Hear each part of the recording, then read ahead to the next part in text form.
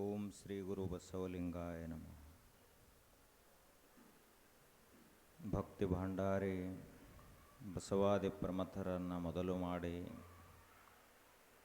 ಸಮಸ್ತ ದಾರ್ಶನಿಕರನ್ನು ಭಕ್ತಿಯಿಂದ ಸ್ಮರಿಸಿ, ಬೀಳೂರಿನ ಗ್ರಾಮದೈವ ಕಾಲಭೈರವನಾಥನ ದಿವ್ಯ ಸನ್ನಿಧಿಗೆ ಭಕ್ತಿಯ ನಮನ.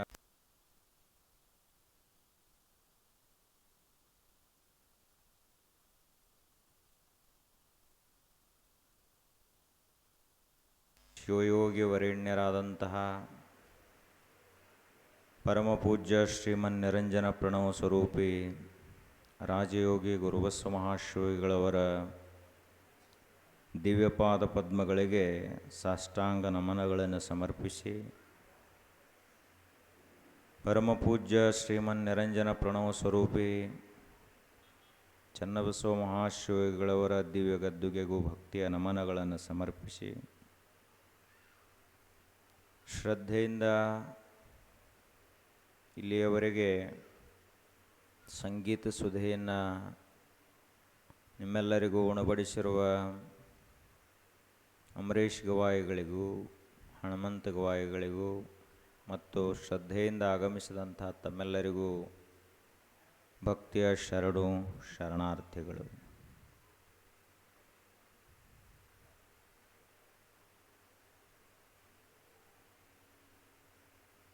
ಮನುಷ್ಯ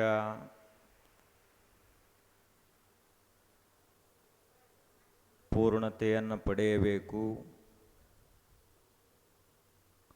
ಆ ಪೂರ್ಣತೆಯಿಂದಲೇ ಅವನಿಗೆ ಸಂತೃಪ್ತಿ, ಸಮಾಧಾನ, ಪರಮಶಾಂತಿ ಲಭಿಸಲಿಕ್ಕೆ ಸಾಧ್ಯ. ನಾವೆಲ್ಲರೂ ಮೂಲತಃ ಪೂರ್ಣ ಸ್ವರೂಪರು. ನಮ್ಮೊಳಗಿರುವಂಥ ತತ್ವ ಪರಿಪೂರ್ಣವಾದ ಶಿವತತ್ವ. ನಮ್ಮ ಅಂತಿಮ ಲಕ್ಷ್ಯ ಕೂಡ ಪರಮಾತ್ಮ ತತ್ವವೇ. ಹೀಗಾಗಿ ನಾವು ಅಪೂರ್ಣ ಅಂತ ಭಾವಿಸಿದ್ದರಿಂದಲೇ ಈ ಪ್ರಪಂಚದ ಗದ್ದಲಕ್ಕೆ ನಾವೆಲ್ಲ ಬಿದ್ದಂಥವರು. ವಾಸ್ತವದಲ್ಲಿ ನಾವ್ಯಾರೂ ಕೂಡ ಅಪೂರ್ಣರಲ್ಲ. ನಮಗೆ ಹೊರಗಿನ ವಸ್ತುಗಳಾಗಲಿ ವಿಷಯಗಳಾಗಲಿ ಅಷ್ಟು ಅವಶ್ಯಕತೆ ಇಲ್ಲ. ತಿಳಿಯಲಾರದ ಕಾರಣದಿಂದಾಗಿ ನಾವು ಪ್ರಾಪಂಚಿಕ ವಸ್ತು ವಿಷಯಗಳನ್ನು ಬಹಳಷ್ಟು ಬಯಸ್ತೀವಿ, ಅದರ ಹಿಂದೆ ಬೆನ್ನು ಹತ್ತೀವಿ. ಆದರೆ ಜ್ಞಾನಿಗಳಾದಂಥವರು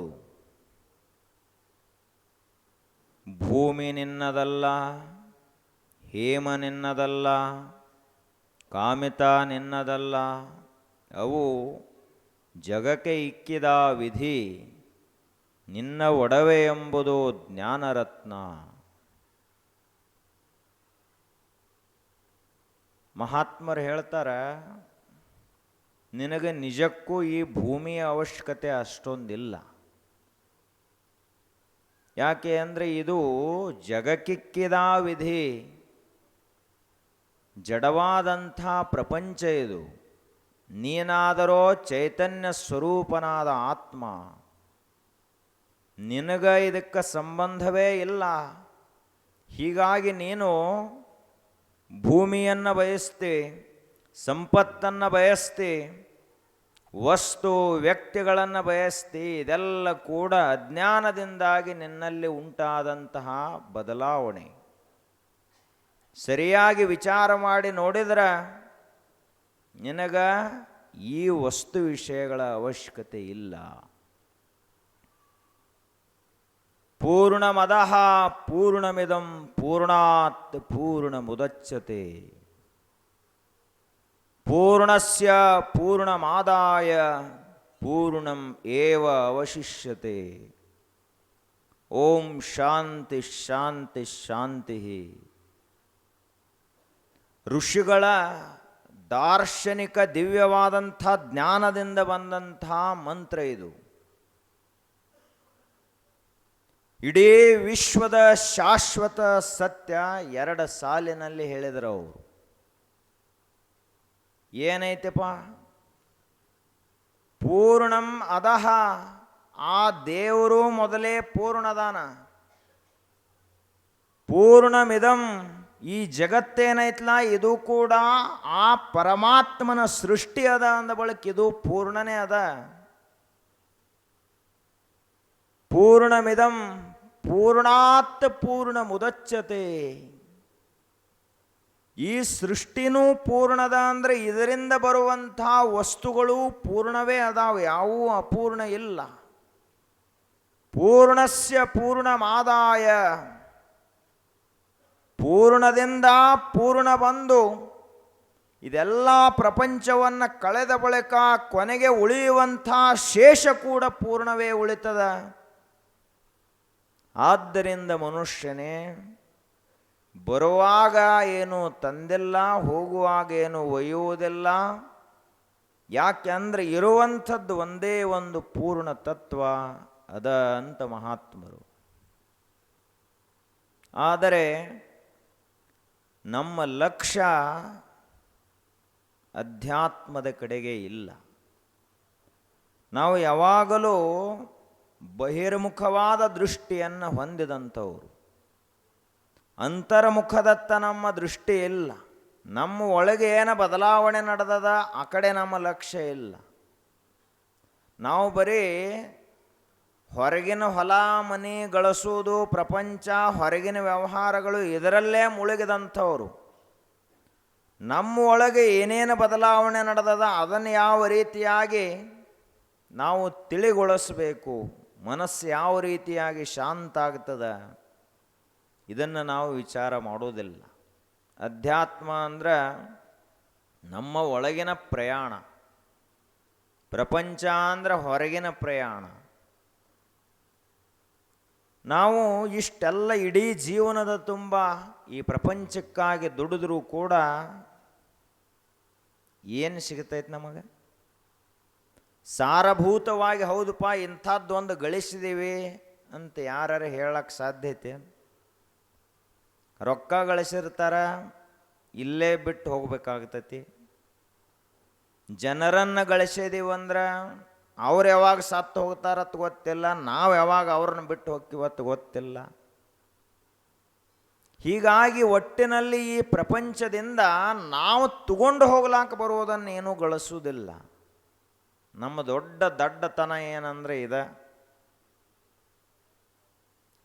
ಅದಕ್ಕೆ ಮಹಾತ್ಮರು ಹೇಳುವುದು, ಮನುಷ್ಯನೇ ನೀನು ವ್ಯರ್ಥವಾದ ಪ್ರಪಂಚದ ಸಲುವಾಗಿ ನಿನ್ನ 100 ವರ್ಷವನ್ನು ಹಾಳು ಮಾಡುತ್ತಿ. ಮತ್ತಿನ್ನೊಂದು ನಮ್ಮ ಜೀವನ ಹೆಂಗಾಗ್ಯದಂದ್ರೆ ಬರೇ ದುಡಿತೀವಿ. ಎಷ್ಟು ದುಡಿತೀವಿ ಅಂದ್ರೆ ದನಗಳ ಸಹಿತ ದುಡಿಯಂಗಿಲ್ಲ, ಅಷ್ಟು ದುಡಿತೀವಿ. ಎತ್ತುಗಳಿಗೆ ಸಹಿತ ದಣು ಆಗ್ತೈತಿ, ಆದರೆ ಈ ಆಸೆ ಇದ್ದಂಥ ಮನುಷ್ಯನಿಗೆ ದಣು ಆಗಂಗಿಲ್ಲ. ಇವನಿಗೆ ಅಷ್ಟು ದುಡಿತಾನೆ. ಆ ಬಳಿಕ ವಿಚಾರ ಮಾಡ್ತಾನ, ಸಾಕಷ್ಟು ವಿಚಾರ ಮಾಡ್ತಾನೆ, ಅದು ಯಾವುದಕ್ಕೂ ಉಪಯೋಗ ಇಲ್ಲ. ಮಾತಾಡ್ತಾನ ಇಡೀ ಜೀವನದ ತುಂಬ, ಅದು ಉಪಯೋಗ ಇಲ್ಲ. ಯಾಕೆ ಅಂದ್ರೆ ಯಾವ ಮಾತಿನಲ್ಲಿ ದೇವರ ಕುರಿತಾದಂಥ ಶಬ್ದಗಳಿಲ್ಲವೋ, ವರ್ಣನೆ ಇಲ್ಲವೋ, ಜ್ಞಾನವಿಲ್ಲವೋ ಆ ಮಾತು ವ್ಯರ್ಥ. ಯಾವ ಮಾತಿನಲ್ಲಿ ಸತ್ಯದ ಚಿಂತನೆ ಇಲ್ಲ ಆ ಮಾತು ವ್ಯರ್ಥ. ಯಾವ ಕೆಲಸ ದೇವ ಕಾರ್ಯವಲ್ಲವೋ, ಯಾವ ಸೇವೆ ಗುರು ಸೇವೆಯಲ್ಲವೋ ಆ ಕೆಲಸ ಕಾರ್ಯಗಳು ವ್ಯರ್ಥ. ಯಾವ ಶರೀರ ಪರಮಾತ್ಮನ ಕಾರ್ಯಕ್ಕಾಗಿ ವಿನಿಯೋಗ ಆಗುವುದಿಲ್ಲ, ಯಾವ ಶರೀರ ಗುರುವಿನ ಸೇವೆಯನ್ನು ಮಾಡುವುದಿಲ್ಲವೋ ಆ ಶರೀರದಿಂದ ಮಾಡುವುದೇನೈತೆ ನಮಗೆ? ಏನು ಲಾಭದ ಶರೀರದಿಂದ? ನಮ್ಮ ಭಾರತ ದೇಶದ ಹಿಂದೂ ಧರ್ಮದ ಉತ್ಥಾನವನ್ನು ಮಾಡಿದಂಥ ಮಹಾರಾಣಿ ಅಹಲ್ಯಾಬಾಯಿ ಹೋಳ್ಕರ್ ಬಹಳ ದೊಡ್ಡ ದಿಟ್ಟ ಧೀಮಂತ ವ್ಯಕ್ತಿತ್ವದ ಭಾರತೀಯ ಸಂಸ್ಕೃತಿಯನ್ನು ಪುನರುತ್ಥಾನ ಮಾಡಿದಂಥ ಒಬ್ಬ ನಾರಿ ಶಕ್ತಿ. ಹೆಣ್ಮಕ್ಕಳು ಹೆಂಗಿರಬೇಕು, ಏನು ಮಾಡಬೇಕು ಅನ್ನುವುದಕ್ಕೆ ಆದರ್ಶ ಏನು ಅಂದ್ರೆ ಅಹಲ್ಯಾಬಾಯಿ ಹೋಳ್ಕರ್. ಅವರು ದೊಡ್ಡ ಸಾಮ್ರಾಜ್ಯದ ರಾಣಿ ಮಹಾರಾಣಿಯಾಗಿದ್ದರು. ಒಂದು ದಿನ ಒಬ್ಬರು ದೊಡ್ಡ ಗವಾಯಿಗಳು, ಸಂಗೀತ ಶಾಸ್ತ್ರಜ್ಞರು ಬಂದು ಆ ರಾಜ ದರ್ಬಾರದಲ್ಲಿ ಸಂಗೀತ ಕಚೇರಿಯನ್ನು ನಡೆಸಿದರು. ಎಲ್ಲ ಮಂತ್ರಿಗಳು, ವಿದ್ವಾಂಸರು, ಸೈನಿಕರು, ಪ್ರಜೆಗಳು ಎಲ್ಲರೂ ಕೂಡ ದೊಡ್ಡ ಸಭಾ ಕೂಡಿತ್ತು. ಆಗ ಗವಾಯಿಗಳು 2-3 ತಾಸುಗಳವರೆಗೆ ಸುಶ್ರಾವ್ಯವಾಗಿ ಒಂದು ರಾಗ ಆದ ಕೂಡಲೇ ಒಂದು ರಾಗ, ಒಂದು ರಾಗ ಆದ ಕೂಡಲೇ ಒಂದು ರಾಗ, ಎಲ್ಲಿಯೂ ಸ್ವರದ ವ್ಯತ್ಯಾಸ ಇಲ್ಲ, ಲಯದ ವ್ಯತ್ಯಾಸ ಇಲ್ಲ, ತಾಳಿನ ವ್ಯತ್ಯಾಸ ಇಲ್ಲ. ಎಂತಹ ಮನುಷ್ಯನಿಗೂ ಕೂಡ ತಲೆ ದೂಗಬೇಕನ್ನಿಸ್ಬೇಕು ಅಂಥ ಸಂಗೀತ. ಸಂಗೀತದಲ್ಲಿ ಅಂತಹ ಸಾಮರ್ಥ್ಯ ಅದ. ಮೂಲತಃ ವೇದಗಳಲ್ಲೇ ಆ ಸಂಗೀತ ಅದ. 4 ವೇದದ ಅಂದ್ರೆ ಅದರಲ್ಲಿ ಒಂದು ವೇದ ಬರೀ ಸಂಗೀತಕ್ಕಾಗಿ ಮೀಸಲಾದಂತಹ ಸಾಮವೇದ. ಋಷಿಗಳೆಲ್ಲರೂ ಕೂಡ ದೇವರನ್ನು ಸ್ತುತಿ ಮಾಡಿದ್ದು ಸಾಮಗಾನದ ಮೂಲಕ. ಸಂಗೀತ ಅಂದ್ರೆ ಸಾಣದಲ್ಲ, ಮನುಷ್ಯನ ಪ್ರಾಪಂಚಿಕ ದುಃಖವನ್ನೂ ಕಡಿಮೆ ಮಾಡ್ತದ, ಮನಸ್ಸಿಗೆ ಒಂದು ಉತ್ಸಾಹವನ್ನೂ ತುಂಬುತ್ತದ, ಮನುಷ್ಯನನ್ನು ಪರಮಾತ್ಮನ ದರ್ಶನಕ್ಕೆ ಕಾರಣೀಕರ್ತವಾಗುವಂಥ ಭಕ್ತಿ ಮಾಡ್ಲಾಕನೂ ಹಸ್ತದ. ಹೀಗಾಗಿ ಸಂಗೀತದಲ್ಲಿ ಅಂತಹ ಸಾಮರ್ಥ್ಯ. ಅವಾಗ 3 ತಾಸು ಗವಾಯಿಗಳು ಹಾಡಿದರು, ಸಂಗೀತ ಶಾಸ್ತ್ರಜ್ಞರ ಹಾಡಿದರು. ಮಹಾರಾಣಿಯವರಿಗೆ ಸಂತೋಷ ಆಯಿತು, ಇಡೀ ದರ್ಬಾರಕ್ಕೆಲ್ಲ ಜನರಿಗೆಲ್ಲ ಸಂತೋಷ ಆಯಿತು. ಆದ ಬಳಿಕ ಮಹಾರಾಣಿಯವರು ವಜ್ರದ ಹಾರ ಹಾಕಿದ್ರು, ಅವನಿಗೆ ಸನ್ಮಾನ ರೂಪವಾಗಿ ರತ್ನದ ಉಂಗುರಗಳನ್ನು ಹಾಕಿದರು. ಇನ್ನೂ ಏನೇನ ಅಮೂಲ್ಯವಾದಂತಹ ಸನ್ಮಾನದ ಸಾಮಗ್ರಿಗಳಿದ್ದು ಎಲ್ಲವನ್ನು ಕೊಟ್ಟು ಸಾಕಷ್ಟು ಪ್ರಮಾಣದಲ್ಲಿ ಸಂಪತ್ತನ್ನು ಕೊಟ್ಟರು. ಯಾಕೆ ಅಂದರೆ ಕಲಾವಿದರಿಗೆ ಪ್ರೋತ್ಸಾಹದ ಅವಶ್ಯಕತೆ ಇರ್ತದೆ, ಪ್ರತಿಭೆಯನ್ನು ಬೆಳೆಸಬೇಕಾಗ್ತೈತಿ. ಈಗ ನಾವು ಇಷ್ಟು ಜನ ಅದೀವಂದ್ರೆ ರಾಗ ತಾಳಕ್ಕೆ ತಕ್ಕಂಗೆ ಹಾಡ್ಲಕ್ಕೆ ಬರಂಗಿಲ್ಲ. ಹಾಡ್ತೀವಿ ಇಲ್ಲ ಅನ್ನಂಗಿಲ್ಲ, ಆದ್ರೆ ಕೇಳಂಗಿರಂಗಿಲ್ಲ ನಮ್ಮ ಸಂಗೀತ. ಆವಾಗ ಇಷ್ಟೆಲ್ಲ ಆದ ಬಳಿಕ ಅಹಲ್ಯಾಬಾಯಿ ಹೋಳ್ಕರ್ ಅವರು ಆ ಸಂಗೀತಗಾರರಿಗೆ ಒಂದು ಕಿವಿಮಾತನ್ನು ಹೇಳಿದರು. ಅದನ್ನು ನಾವೆಲ್ಲ ನೆನಪಿಟ್ಕೋಬೇಕು, ನಮ್ಮ ಜೀವನಕ್ಕೆ ಉಪಯೋಗ ಬರ್ತದೆ. ಏನು ಹೇಳಿದರು ಅಂದ್ರೆ, ಗವಾಯಿಗಳೇ, ನೀವು ಭಾಳ ಚಂದ ಹಾಡಿದ್ರಿ, ನಿಮ್ಮ ಕಂಠದ ಮಾಧುರ್ಯವನ್ನು ವರ್ಣಿಸಲಿಕ್ಕೆ ನನ್ನಲ್ಲಿ ಶಬ್ದಗಳೇ ಇಲ್ಲ. ಯಾಕೆ ಅಂದ್ರೆ ಕೋಗಿಲೆ ಯಾವ ರೀತಿಯಾಗಿ ವಸಂತ ಋತುವಿನಲ್ಲಿ ಪಂಚಮ ಸ್ವರದಿಂದ ಹಾಡ್ತೈತಲ್ಲ ಅಂಥ ಕಂಠ ನಿಮ್ಮದದ. ನಿಮ್ಮ ನಾಲಿಗೆ ಮ್ಯಾಲ ಸಾಕ್ಷಾತ್ ಸರಸ್ವತಿಯ ವಾಸ ಅದ.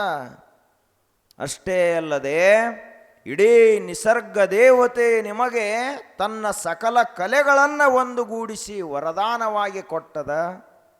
ಇಂಥ ಅದ್ಭುತ ಕಂಠ, ಈ ಸಂಗೀತದ ಜ್ಞಾನ, ಇದರಲ್ಲಿ ನೈಪುಣ್ಯತೆ ಎಲ್ಲ ನಿಮಗೆ ಬಂದೈತಿ. ಆದರೆ ಒಂದು ಮಾತು ಹೇಳ್ಬೇಕಂದ್ರೆ, ನೀವು 3 ತಾಸು ಏನು ಹಾಡಿದ್ರಲ್ಲ, ಆ ಹಾಡಿನಲ್ಲಿ ಬರೀ ರಾಜ ಮಹಾರಾಜರ ವರ್ಣನೆ ಇತ್ತು, ಪ್ರಾಪಂಚಿಕ ವಿಷಯಗಳ ವರ್ಣನೆ ಇತ್ತು, ಸತಿಪತಿಗಳ ವರ್ಣನೆ ಇತ್ತು. ಒಂದಾದರಲ್ಲಿ ಕೊರತೆ ಏನು ಕಾಣ್ತಾ ಇತ್ತು ಅಂದ್ರೆ ಪರಮಾತ್ಮನ ವರ್ಣನೆ ಆ ನಿಮ್ಮ ಹಾಡಿನಲ್ಲಿ ಇರಲಿಲ್ಲ. ಆದ್ದರಿಂದ ನಿಮ್ಮ ಸಂಗೀತ ಅಪೂರ್ಣ, ನಿಮ್ಮ ಜ್ಞಾನ ಅಪೂರ್ಣ, ನಿಮ್ಮಲ್ಲಿ ಬೇಕಾದಂಥ ಪ್ರತಿಭಾ ಇದ್ದರೂ ಕೂಡ ವ್ಯರ್ಥ. ಯಾಕೆ ಅಂದರೆ ಯಾವಾತನು ನಿಮಗೆ ಈ ಕಂಠವನ್ನು ಕೊಟ್ಟನೋ, ಈ ಬುದ್ಧಿಶಕ್ತಿಯನ್ನು ಕೊಟ್ಟನೋ, ಇಂಥ ಪ್ರತಿಭೆಯನ್ನು ಕೊಟ್ಟನೋ ಅಂತ ಪರಮಾತ್ಮನನ್ನೇ ನೀವು ಸ್ತುತಿ ಮಾಡಲಿಲ್ಲ ಅಂದ್ರೆ ನಿಮ್ಮ ಜ್ಞಾನ ವ್ಯರ್ಥ ಅಂತ ಹೇಳಿದರು. ನಮ್ಮದು ಏನು ನಡೆದದ? ಯಾರು ಕೊಟ್ರಿ ಗಾಡಿ? ನಮ್ಮ ಮಾವ ಕೊಟ್ಟ. ಈ ಹೊಲ ಯಾರು ಕೊಟ್ಟರು? ನಮ್ಮ ಅಪ್ಪ ಕೊಟ್ಟ. ಆ ಬಳಿಕ ಈ ವಸ್ತು ಯಾರು ಕೊಟ್ಟರು? ಇಂಥವ್ರು ಕೊಟ್ಟರು. ಎಲ್ಲವನ್ನೂ ಹೇಳ್ತೇವೆ. ಆದರೆ ಮನೆಗೆ ಯಾರಾದರೂ ಬಂದಿರ್ತಾರೆ, ಅವರಿಗೆ ನಾವು ಈ ಜಗತ್ನ್ಯಾಗ ನನ್ನನ್ನು ಮನುಷ್ಯನನ್ನಾಗಿ ಹುಟ್ಟಿಸಿ ಬದುಕಂತ ಒಂದು 100 ವರ್ಷದ ಆಯುಷ್ಯವನ್ನು ಕೊಟ್ಟಾನ ಪರಮಾತ್ಮ ಅಂತ ಹೇಳೋದೇ ಇಲ್ಲಲ್ಲ ಅಂತ ಮಹಾತ್ಮರ ಪ್ರಶ್ನೆ. ಎಲ್ಲ ಕೊಟ್ಟವ ಯಾರದಾರ? ಇವರೆಲ್ಲ ಒಂದೊಂದು ಕೊಟ್ಟವ್ರದ್ದು ಹಾಡಿ ಹರಿಸಿ ಹೊಗಳಿ ಹೇಳ್ತಾನ. ಆದರೆ ಇಷ್ಟೆಲ್ಲವನ್ನು ಕೊಟ್ಟು ಮೌನವಾಗಿ ಇರುವಂಥ ಪರಮಾತ್ಮನನ್ನು ನೀ ನೆನೆಸುವುದಿಲ್ಲ ಅಂದ ಬಳಿಕ ನಿನ್ನ ಜೀವನ ವ್ಯರ್ಥ. ಹಾಗೆಯೇ ನಾವೆಲ್ಲರೂ ಮನುಷ್ಯರಾಗಿ ಹುಟ್ಟಿ ಸದ್ಗುರುವಿನ ಚರಿತ್ರೆಯನ್ನು ಕೇಳದೇ ಇದ್ದರೆ ನಮ್ಮ ಜೀವನ ವ್ಯರ್ಥ. ಒಬ್ಬ ಯೋಗಿಗಳು ಯಾವ ರೀತಿಯಾಗಿರ್ತಾರ, ಅವರ ಲಕ್ಷಣಗಳು ಯಾವ ರೀತಿಯಾಗಿರ್ತಾವ, ಅವರ ಜೀವನ ಯಾವ ರೀತಿಯಾಗಿರ್ತದ, ಅವರ ಜ್ಞಾನ ಯಾವ ರೀತಿಯಾಗಿರ್ತದ, ಅವರು ಮಾಡಿದಂಥ ಉಪದೇಶಗಳೇನು, ಅವರು ಬದುಕಿದಂಥ ರೀತಿ ಯಾವುದು, ಅವರು ಮಾಡಿದಂಥ ಪವಾಡಗಳೇನು, ಅವರ ಚರಿತ್ರ ಎಂಥದ್ದು, ಅದನ್ನು ತಿಳಿಯದೇ ಹೋದ್ರೆ, ಅದನ್ನು ಕೇಳದೇ ಹೋದ್ರೆ ನಾವು ಮನುಷ್ಯರಾಗಿ ಹುಟ್ಟಿಯೂ ನಿರರ್ಥಕ. ಯಾಕೆ? ನಮಗೇನು ಗೊತ್ತಿಲ್ಲೇನು? ಎಲ್ಲ ಸಾಮಾನ್ಯವಾಗಿ ಊರಾಗಿ ಯಾರ್ಯಾರ್ದು ಏನೇನಾತ್ ಎಲ್ಲನ ಹೇಳ್ತೀವಿ, ಎಲ್ಲ ನೆನಪಿಟ್ಕೋತೀವಿ. ಆದರೆ ಮಹಾತ್ಮರ ಚರಿತ್ರೆ ನಮಗೆ ನೆನಪಿರಂಗಿಲ್ಲ. ಒಂದು ವೇಳೆ ಮಹಾತ್ಮರ ಚರಿತ್ರೆ ನೆನಪಿತ್ತು ಅಂದ್ರೆ ನಾವು ಈ ರೀತಿಯಾಗಿ ಕ್ಷುದ್ರವಾದಂಥ ವಿಚಾರವನ್ನು ಮಾಡ್ತಾ ಇರಲಿಲ್ಲ. ನಮ್ಮ ಜೀವನ ಇಷ್ಟು ಕೆಳಮಟ್ಟಕ್ಕೆ ಬರ್ತಾ ಇರಲಿಲ್ಲ. ನಮ್ಮ ಭಾವನೆಗಳು ಇಷ್ಟು ಹೊಲಸಾಗ್ತಾ ಇರಲಿಲ್ಲ. ನಮ್ಮ ವಿಚಾರಗಳು ಇಷ್ಟೊಂದು ಮಲಿನ ಆಗ್ತಾ ಇರಲಿಲ್ಲ. ಇದಕ್ಕೆಲ್ಲ ಕಾರಣ ಏನು ಅಂದ್ರೆ ಮಹಾತ್ಮರ ಚರಿತ್ರೆ ನಮಗ ಕಿವಿಗೆ ಬಿದ್ದಿಲ್ಲ, ಬಿದ್ದರೂ ಅದು ನಮ್ಮ ಮನಸ್ಸಿನಲ್ಲಿ ಉಳಿದಿಲ್ಲ. ಆದ್ದರಿಂದ ಅಂತಹ ಮಹಾಶಿವಯೋಗಿ ವರೇಣ್ಯರಾದಂತಹ ಪರಮಪೂಜ್ಯ ಶ್ರೀಮನ್ ನಿರಂಜನ ಪ್ರಣವ ಸ್ವರೂಪಿಗಳು ಮಹಾನ್ ಯೋಗಿರಾಜರಾಗಿ ನಾಡಿನಲ್ಲಿ ಖ್ಯಾತನಾಮರಾದಂತಹ ಗುರುಬಸವ ಮಹಾಶಿವಯೋಗಿಗಳವರ ಈ ಪರಮ ಪವಿತ್ರವಾದಂತಹ ಚರಿತ್ರೆ ನಾವೆಲ್ಲ ನೋಡ್ತಾ ಇದ್ದೀವಿ. ರೇವಪ್ಪನ ಹಂಗರಿಗೆ ಅನ್ನುವಂಥ ಒಂದು ಗ್ರಾಮದಲ್ಲಿ ಜೀವಪ್ಪ ಅನ್ನುವಂಥ ನಾಮಧೇಯದಿಂದ ಈ ಜಗತ್ತನ್ನು ಉದ್ಧರಿಸುವ ಸಲುವಾಗಿ ಶಿವನೇ ಶಿವಯೋಗಿಯ ರೂಪದಿಂದ ಈ ಧರೆಯಲ್ಲಿ ಅವತಾರ ತಾಳಿದ. ಆಗ ಮಗು ಬೆಳೀತಾ ಇತ್ತು. ತಾಯಂದಿರಿಗೆ ಮಕ್ಕಳನ್ನು ಬೆಳೆಸುವಂತಹ ಕಲೆ ಬಹಳ ಚೆನ್ನಾಗಿ ಗೊತ್ತಿರ್ತದೆ. ಸಣ್ಣ ಮಕ್ಕಳನ್ನ ಓದ ಗಂಡು ಮಕ್ಕಳ ಕೈಯಲ್ಲಿ ಕೊಟ್ಟರೆ ಅವು ಅಳ್ಳಾತ್ತಿದ್ದು ಅಂದರೆ ಇವ್ರಿಗೆ ಗಪ್ ಕುಣಿಸ್ಲಕ್ಕ ಬರಂಗಿಲ್ಲ. ತಲೆ ಮ್ಯಾಲ ಕೈ ಆಡಿಸ್ತಾರೆ, ಏನು ಬೇಕಾದ ಮಾಡ್ತಾರೆ. ಕರೆ ಅವು ಇನ್ನಟ್ಟು ಅಳುವುದು ಹೆಚ್ಚಿಗೆ ಮಾಡ್ತಾವೆ ಹೊರತು ಕಡಿಮೆ ಮಾಡಂಗಿಲ್ಲ. ಇವರಿಗೆ ಸಿಟ್ಟು ಜಾಸ್ತಿ. ಗಪ್ ಕುಂಡ್ರತಮ್ಮ ಗಪ್ ಕುಂಡ್ರ ಅಂತ ಹೇಳ್ತಾರೆ. ಗಪ್ ಕುಂಡ್ರಲ್ಲ ಹೊಡಿತಾನೆ ನೋಡ ಅಂತ ಹೇಳ್ತಾರೆ. ಮತ್ತು ಹೊಡಿತಂದ್ರೆ ಇನ್ನಟ್ಟು ಜೋರ್ಲಿ ಹೇಳ್ತಾವು. ಮಕ್ಕಳನ್ನು ಯಾವ ರೀತಿಯಾಗಿ ಪಾಲಿಸಬೇಕು, ಪೋಷಣೆಯನ್ನು ಮಾಡಬೇಕು, ಇದೆಲ್ಲ ನಿಸರ್ಗದತ್ತವಾಗಿ ಈ ಸಂಸ್ಕಾರ, ಈ ಒಂದು ಸ್ವಭಾವ ಯಾರಲ್ಲಿರ್ತೈತೆ ಅಂದ್ರೆ ತಾಯಂದಿರಲ್ಲಿ ಇರ್ತದೆ. ಹಾಗೆ ಚೆನ್ನಮ್ಮನವರು ಆ ರೀತಿಯಾಗಿ ಮಗುವನ್ನು ಬೆಳೆಸ್ತಾ ಇದ್ದರು. ಹಾಗೆಯೇ ಕಣ್ಣು ಮುಚ್ಚಿ ತೆರೆಯುವುದರೊಳಗಾಗಿ 4 ವರ್ಷ ಗತಿಸಿತು. ಮಗು ಈ ಧರೆಗೆ ಅವತರಿಸಿ 4 ವರ್ಷ ಗತಿಸಿತು. ನಮ್ಮ ಎಲ್ಲ ಏನಂತಾರೆ ನಮಗೆ, ಏನ್ರಿ ನಮ್ಮಲ್ಲಿ ಮನ್ಯಾಗ ಒಂದು ಕೂಸು ಹುಟ್ಟಿತು ಅಂತಾರೆ. ಶಬ್ದದ ವ್ಯತ್ಯಾಸ ಹೇಳತ್ತೇನೆ ನಿಮಗೆ. ಮನ್ಯಾಗೆಲ್ಲ ಇರ್ತಾವಲ್ಲ ಅವು ಕೂಸುಗಳು ಹುಟ್ಟಿದು ಅಂತ ಕರೀತಾರೆ. ಹುಟ್ಟಿದ ಕೂಸುಗಳು ಅವು, ಹುಟ್ಟಿದ್ದು. ಆದರೆ ಶಿವಯೋಗಿಗಳು ಮಹಾತ್ಮರಿಗೆ ಹುಟ್ಟರು ಅಂತ ಅನ್ನಂಗಿಲ್ಲ, ಅವತರಿಸಿದರು ಅಂತ ಕರೀತಾರೆ. ಏನಿದು ಹುಟ್ಟು ಮತ್ತು ಅವತರಣ? ಹುಟ್ಟು ಅಂದ್ರೆ ನಮಗೇನೂ ಗೊತ್ತನೇ ಇರಂಗಿಲ್ಲ, ಸುಮ್ಮ ಅಜ್ಞಾನದಲ್ಲಿ ನಾವು ಹುಟ್ಟಿ ಬಿಡ್ತೀವಿ. ಅಜ್ಞಾನದಲ್ಲಿ ಈ ಭೂಮಿ ಮೇಲೆ ಜನನ ಆಗ್ತದೆ, ಅದಕ್ಕೆ ಹುಟ್ಟು ಅಂತ ಕರೀತಾರೆ. ಆದರೆ ಈ ಜಗತ್ತನ್ನು ಉದ್ಧರಿಸಬೇಕು ಅನ್ನುವಂಥ ಸಂಕಲ್ಪದಿಂದ ಪರಮಾತ್ಮನೇ ಮೇಲಿನಿಂದ ಕೆಳಗೆ ಇಳಿದು ಬರುವಂಥದ್ದಕ್ಕೆ ಅವತಾರ ಅಂತ ಕರೀತಾರೆ, ಅವತರಣ ಅಂತ ಕರೀತಾರೆ. ಇದು ಶಬ್ದದ ವ್ಯತ್ಯಾಸ. ಇದು ಹುಟ್ಟುವುದು ಮತ್ತು ಅವತಾರ. ಗುರುಬಸವ ಶಿವಯೋಗಿಗಳು ಹುಟ್ಟಲಿಲ್ಲ, ಅವತರಿಸಿದರು. ಮಹಾತ್ಮರೆಲ್ಲರೂ ಹುಟ್ಟಲಿಲ್ಲ, ಅವತರಿಸಿದರು. 4 ವರ್ಷ ಗತಿಸಿತು. 4 ವರ್ಷದೊಳಗಾಗಿ ನಾವು ಹೆಂಗೆ ಬೇಕಾದಂಗಿದ್ರು ನಿಸರ್ಗ ನಮಗೆ ಅನುಕೂಲಕ್ಕೆ ತಕ್ಕಂಗಿರಂಗಿಲ್ಲ. ನಿಸರ್ಗ ತನ್ನದೇ ಆದಂಥ ಗತಿಯಲ್ಲಿ ತಾನು ಬದಲಾಕೋತ ಹೋಗ್ತಿರ್ತೈತಿ. ವಾತಾವರಣ ಬದಲಾಗ್ತಾ ಇರ್ತದ. ಈಗ ನೋಡ್ರಿ, ನಾವೆಲ್ಲ ಈ ಪ್ರಕೃತಿಯ ಮೇಲೆ ಮಾಡಿದಂಥ ಅನ್ಯಾಯದಿಂದಾಗಿ ಇವತ್ತಿನ ವಾತಾವರಣ ಎಷ್ಟು ಬದಲಾಕೋತ ಹೊಂಟೈತಿ. ಇದಕ್ಕೆಲ್ಲ ಕಾರಣ ಏನು ಅಂದ್ರೆ ನಾವು ಮಾಡಿದ ಅನ್ಯಾಯ. ಇದು ಯಾರ ಮೇಲೆ? ಮಂದಿ ಮೇಲೆ ಅಲ್ಲ, ನಿಸರ್ಗದ ಮೇಲೆ ಅನ್ಯಾಯ ಮಾಡಿದೀವಿ. ಈಗ ಅದ್ರ ಪರಿಣಾಮ ಉಣ್ತಾ ಇದ್ದೀವಿ. ಇನ್ನು ಮುಂದಂತೂ ಬಹಳ ಕಷ್ಟದ ಕಾಲದ. ಆವಾಗ ಇಡೀ ಆ ಪ್ರಾಂತದಲ್ಲೆಲ್ಲ, ಕಲಬುರಗಿ ಆ ಪ್ರಾಂತದಲ್ಲೆಲ್ಲ ಭೀಕರವಾದಂಥ ಬರಗಾಲ ಬಂತು. ಎಂಥ ಬರಗಾಲ ಅಂದ್ರೆ, ಬರಗಾಲ ಅಂದ್ರೆ ಸಾಮಾನ್ಯವಾಗಿ ಹೆಂಗಿರ್ತೈತಿ? ಮಳೆ ಇರಂಗಿಲ್ಲ, ನೀರಿಲ್ಲ, ದನಗಳಿಗೆ ಮೇವಿಲ್ಲ, ಮನುಷ್ಯರಿಗೆ ತಿನ್ನಲಿಕ್ಕೆ ಅನ್ನ ಇಲ್ಲ, ಎಲ್ಲಿ ನೋಡಿದರೂ ಹಸಿರಿಲ್ಲ, ಆ ಬಳಿಕ ಯಾರ ಮುಖದ ಮೇಲೆ ನೋಡ್ರೂ ಕಳೆ ಇಲ್ಲ. ಇಂತಹ ಭಯಾನಕವಾದ ಸ್ಮಶಾನ ಸದೃಶವಾದಂಥ ವಾತಾವರಣಕ್ಕೆ ನಂತರ ಬರಗಾಲ ಅಂತ ಕರೀತಾರೆ. ಬರಗಾಲ ಅಂದರೆ ಏನು? ಸಂತೋಷದ ವಾತಾವರಣ ಏನದು? ಎಲ್ಲಿಯೂ ನೀರಿಲ್ಲ. ಅವಾಗ ಬರಗಾಲ ಬಿತ್ತು. ಎಂಥ ಬರಗಾಲ ಅಂದರೆ ಎಲ್ಲೂ ಏನೂ ಇಲ್ಲ. ಅದರಲ್ಲಿಯೂ ಇವರು ಸ್ವಲ್ಪ ಬಡವರಾಗಿದ್ದರು. ರಾಮನಗೌಡರು ತಿನ್ನಲಿಕ್ಕೆ ಏನಿರ್ತದೆ ಬಡವರಲ್ಲಿ? ಏನೂ ಇಲ್ಲ. ಬಡತನ ಅಂದ್ರೆ ಅಷ್ಟು ಘೋರವಾಗಿರುವಂಥದ್ದು. ಆಗ ಹೊಟ್ಟೆ ತುಂಬಲಿಲ್ಲ. ಇಡೀ ಮನುಷ್ಯನ ಜೀವನದ ಎಲ್ಲ ಶಕ್ತಿಯನ್ನು ನುಂಗಿ ಹಾಕೋದು ಯಾವುದು ಅಂದ್ರೆ ಹಸಿವು ಮತ್ತು ಹೊಟ್ಟೆ.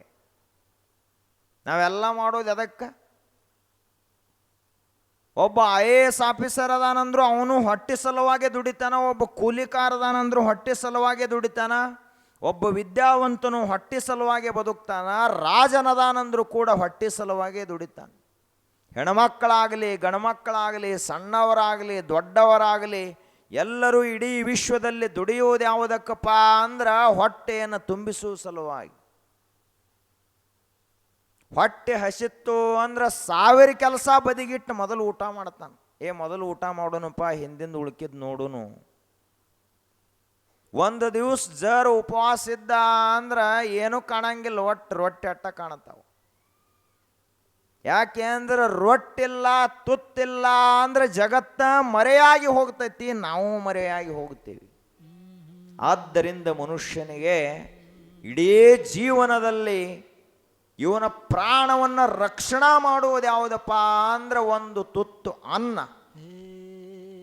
ಆದ್ದರಿಂದ ನಾವೆಲ್ಲರೂ ಅನ್ನಕ್ಕ ರತ್ನ ಅಂತ ಕರೆದ್ರೆ ತಿಳಿದವರು. ಅನ್ನ ಏನಪ್ಪ? ಅದು ರತ್ನ. ಪೃಥಿವ್ಯಾಂ 3 ರತ್ನಾನಿ, ಜಲಂ ಅನ್ನಂ ಸುಭಾಷಿತಂ ಇವು ಮೂರ ರತ್ನ ಜಗತ್ನಾಗಿರು. ನೀವು ಪತ್ತಾರ ಅಂಗಡಿಗೆ ಹೋಗಿ ಏನೇನವು ಬಂಗಾರ ಅವು ಇವು ನೋಡಿ ಬರುತ್ತಿರಲ್ಲ, ಅವೆಲ್ಲ ನೋಡ್ಲಕ್ಕಟ್ಟ ರತ್ನ. ಬದುಕುವಂಥ ರತ್ನ ಯಾವುವು ಅಂದ್ರೆ ಅನ್ನ, ನೀರ, ಒಳ್ಳೆಯ ಮಾತು. ಇವು ಮೂರೇ ನಿಜವಾದ ರತ್ನಗಳು ಅಂತ ತಿಳಿದವರು ಹೇಳ್ತಾರೆ. ಆದ್ರೂ ಮತ್ತೆ ನೀವು ಹೊಕ್ಕಿರಿ ಅಂಗಡಿಗೆ, ಅದು ನಾವು ಹೇಳಂಗಿಲ್ಲ. ಹೋಗ್ರಿ, ಬಂಗಾರನು ಮತ್ತೆ ಭಾಳ ತುಟ್ಟಿ ಆಗ್ಲತ್ತೈತಿ. ಎಲ್ಲಿ ತಕ ಬಂಗಾರ ಖರೀದಿ ಮಾಡೋದು? ಈ ಚಿನ್ನದ ಗಣಿಗಳೆಲ್ಲ ಖಾಲಿ ಆಗೋ ತಕ ಅಟ್ಟ ಬಂಗಾರ ಖರೀದಿ, ಅದು ಖಾಲಿ ಆಗೋ ಹಂತಕ್ಕೆ ಬಂದೈತಿ. ನಮ್ಮ ಭಾರತ ದೇಶದಾಗ ಹೆಣ್ಮಕ್ಳಿಗೆ ಊಟಕ್ಕೆ ಇರಲಿಲ್ಲ ಅಂದ್ರೆ ನಡಿತೈತಿ. ಕಿವಿ ತುಂಬ ಬಂಗಾರ, ಕೊಳ್ಳ ತುಂಬ ಬಂಗಾರ ಬೇಕು. ಅವಾಗ ಭೀಕರ ಬರಗಾಲ ಬಿತ್ತು, ನೀರನ ಇಲ್ಲ. ಎಂಥದ್ದು ಪರಿಸ್ಥಿತಿ ನೋಡ್ರಿ. ನೀರಿಲ್ಲ ಅಂದ್ರೆ ಮಾಡೋದೇನೈತಿ? ಅವಾಗ ದನಗಳಿಗೆ ಮೇವಿಲ್ಲ, ಮನುಷ್ಯರಿಗೆ ಅನ್ನಿಲ್ಲ, ಕುಡಿಲಾಕ ನೀರಿಲ್ಲ, ಮುಂದೆ ಎಲ್ಲಿ ನೆಳ್ಳನ ಇಲ್ಲ, ಎಲ್ಲ ಕಡೆ ಜಳ ಜಳ. ಆ ರೀತಿಯಾದ ಬರಗಾಲ ಬಿತ್ತು. ಆ ಬರಗಾಲ, ಬಡತನ, ಹಾಹಾಕಾರ, ಬಡವರ ಕಣ್ಣೀರಿನ ಕೋಡಿಯ ಆ ಒಂದು ಕಥೆ, ಆ ಒಂದು ಪ್ರಸಂಗ ಯಾವ ರೀತಿಯಾಗಿರುತ್ತದೆ ಅನ್ನೋದರ ಕುರಿತು ಒಂದು ಗೀತೆ.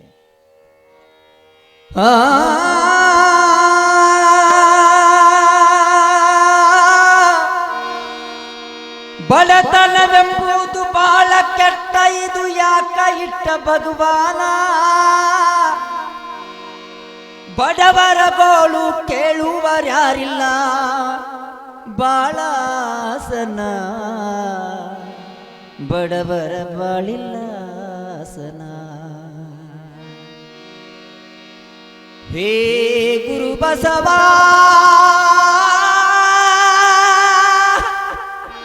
ಹೋ ಗುರು ಬಸವ,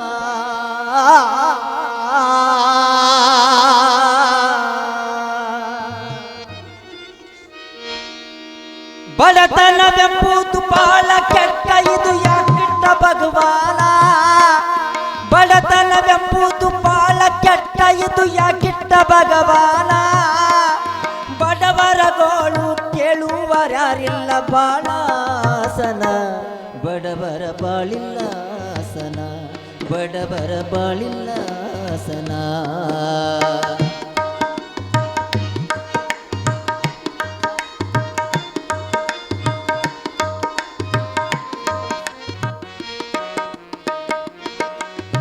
ತಾಯಿ ಗರ್ಭದಲ್ಲಿ ಮೂಡಿದ್ದೆ ನಾನು, ಬಡತನ ಎಂತ ಕಠಿಣ. ಹೊಲು ಮನಿಯೇನಿಲ್ಲ, ಹೊಟ್ಟೆ ಸಾಗಿಸಲು ಬಸುರಿಗೆ ಹೈರಾಣ.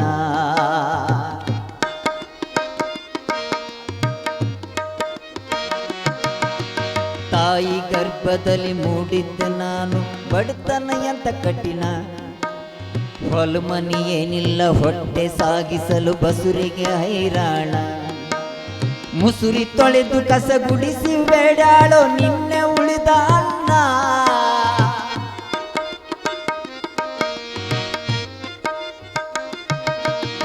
ಮುಸುರಿ ತೊಳೆದು ಕಸ ಗುಡಿಸಿ ಬೇಡಾಳೋ ನಿನ್ನೆ ಉಳಿದ ಅನ್ನ. ಅಳಿಸಿದ ಅನ್ನ ಪ್ರಸಾದವೆಂದು ಮಾಡ್ಯಾಳೋ ಸೇವನ್ನ. ಅಳಿಸಿದ ಅನ್ನ ಪ್ರಸಾದವೆಂದು ಮಾಡ್ಯಾಳೋ ಸೇವನ. ಕಂಡಾಳು ಅಮೃತ ರುಚಿಯನ್ನ, ಕಂಡಾಳು ಅಮೃತ ರುಚಿಯನ್ನ. ಬಡತನವೆಂಬುದು ಬಾಳ ಕೆಟ್ಟ, ಇದು ಯಾಕಿಟ್ಟ ಭಗವಾನ? ಬಡತನವೆಂಬುದು ಬಾಳ ಕೆಟ್ಟಿದು, ಯಾಕಿಟ್ಟ ಭಗವಾನ?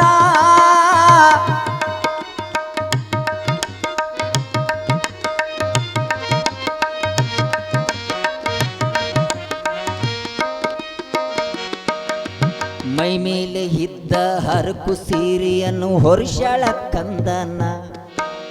ಸೆರಗ ಹಾಸಿ ನನ್ನ ಮಲಗಿಸಿ ನನ್ನ ಕುಡಿದಾಳು ನೀರನ್ನ.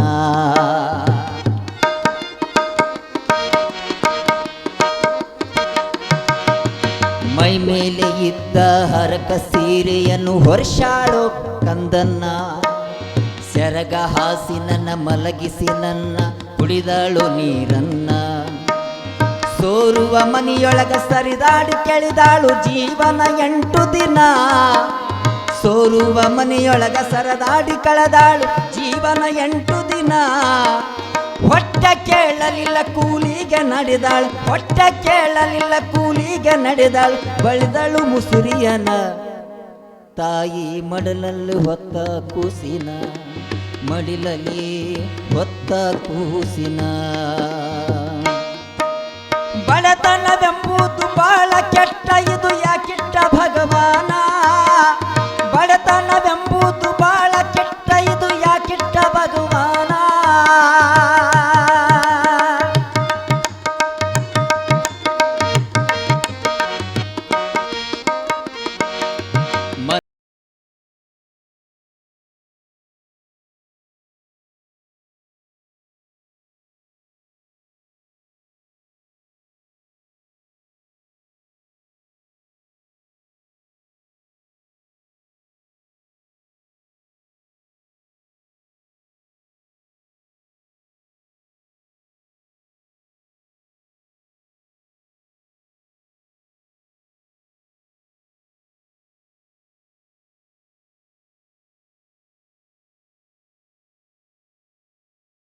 ನಾವು ಗಂಟೆ ಹೊಡ್ಬೇಕೇನು ಕೆಲಸ ಇಲ್ಲ ನಡಿ ನೀನ ತಟ್ಟಂತ ಕ್ಯಾಳೋ ಹಾಕಿದ ಬಾಗಿಲನ ಅವರ ಬಾಗಿಲನ ಬಡತನವೆಂಬುದು ಬಾಳ ಕೆಟ್ಟ ಇದು ಯಾಕಿಟ್ಟ ಭಗವಾನ ಬಡವರ ಗೋಳು ಕೇಳುವರ್ಯಾರಿಲ್ಲ ಬಾಳಾಸನ ಇದುವೇ ಬಾಳಾಸನ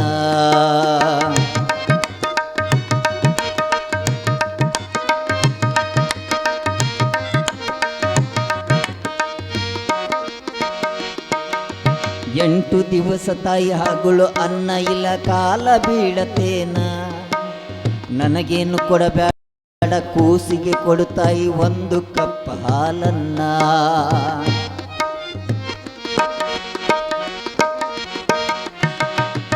ಎಂಟು ದಿವಸ ತಾಯಿ ಅಗಳು ಅನ್ನ ಇಲ್ಲ ಕಾಲ ಬೀಳತ್ತೇನ ನನಗೇನು ಕೊಡಬೇಡ ಕೂಸಿಗೆ ಕೊಡುತ್ತಾಯಿ ಕಪ್ಪು ಹಾಲನ್ನ ಎಷ್ಟು ಅಲಬಿದರು ಬಾಗಿಲ ತಗಲಿಲ್ಲ ಹುಟ್ಟಲಿಲ್ಲ ಕರುಣ ಎಷ್ಟು ಹಲಬಿದರು ಬಾಗಿಲ ತಗಲಿಲ್ಲ ಹುಟ್ಟಲಿಲ್ಲ ಕರುಣ ಕಟ್ಟಿದ ನಾಯಿ ಹಾಲು ಕುಡಿಯುತ್ತ ನೋಡ್ತುತ್ತ ಇವಳನ್ನ ಹಸುವಿನ ಬಾಸೆ ಹಿಡಿದ ಕೂನ ಹಸುವಿನ ಬಾಸೆ ಹಿಡಿದು ಕೂನ ಬಡತನವೆಂಬುದು ಬಾಳ ಕೆಟ್ಟ ಇದು ಯಾಕಿಟ್ಟ ಭಗವಾನ ಬಡತನವೆಂಬುದು ಬಾಳ ಕೆಟ್ಟ ಇದು ಯಾಕಿಟ್ಟ ಭಗವಾನ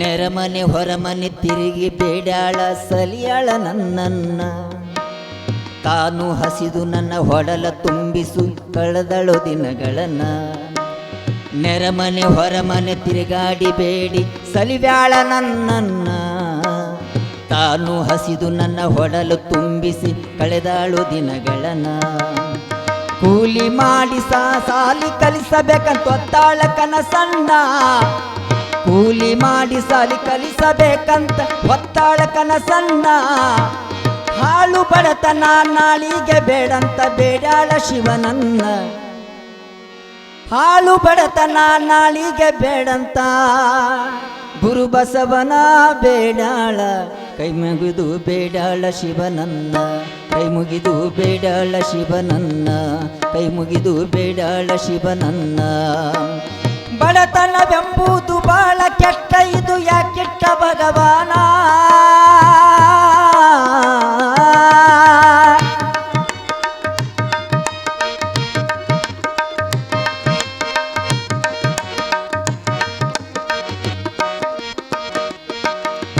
ತುತ್ತು ಕೂಳಿಗಾಗಿ ಅತ್ತು ಕರೆದಳು ಹ್ಯಾಂಗ ಮಾಡಲಿಲ್ಲ ತುತ್ತಿನ ಚೀಲ ತುಂಬದೆ ಮರಗಿ ಹಿಡಿದಾಳ ಹಾಸಿಗಿನ ತುತ್ತು ಇತ್ತು ಕೂಳಿಗಾಗಿ ಅತ್ತು ಕರೆದಾಳು ಹ್ಯಾಂಗ ಮಾಡಲಿನ್ನ ತುತ್ತಿನ ಚೀಲ ತುಂಬದ ಮರಗೆ ಹಿಡಿದಾಳ ಸಿಗನ ನನಗೆ ಬಂದ ಸ್ಥಿತಿ ಮಗನಿಗೆ ಬರಬಾರ್ದು ಎಂದೈತೆ ತಾಯಿ ಮನ ನನಗೆ ಬಂದ ಸ್ಥಿತಿ ಮಗನಿಗೆ ಬರಬಾರ್ದು ಎಂದೈತಿ ತಾಯಿ ಮನ ತಿಳಿಯದ ಕೂಸಿನ ಕೈಗಳ ಹಿಡಿದು ಬಿಟ್ಟಾಳು ಪ್ರಾಣನ್ನ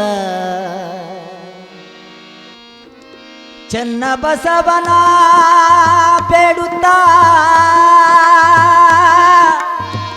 ರಾಜಯೋಗಿ ಗುರು ಬಸವನ ಬೇಡುತ್ತಾ ಬಿಟ್ಟಾಳು ಪ್ರಾಣನ ಬೀಳೂರ ಭಕ್ತರಿಗೆ ಒಪ್ಪಿಸಿದಳು ಮಗನನ್ನ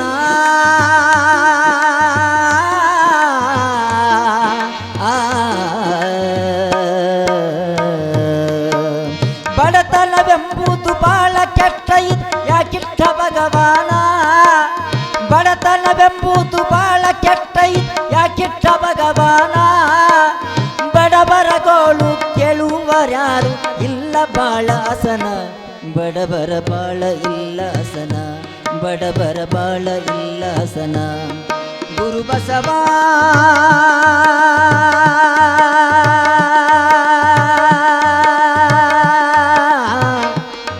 ಗುರು ಬಸವ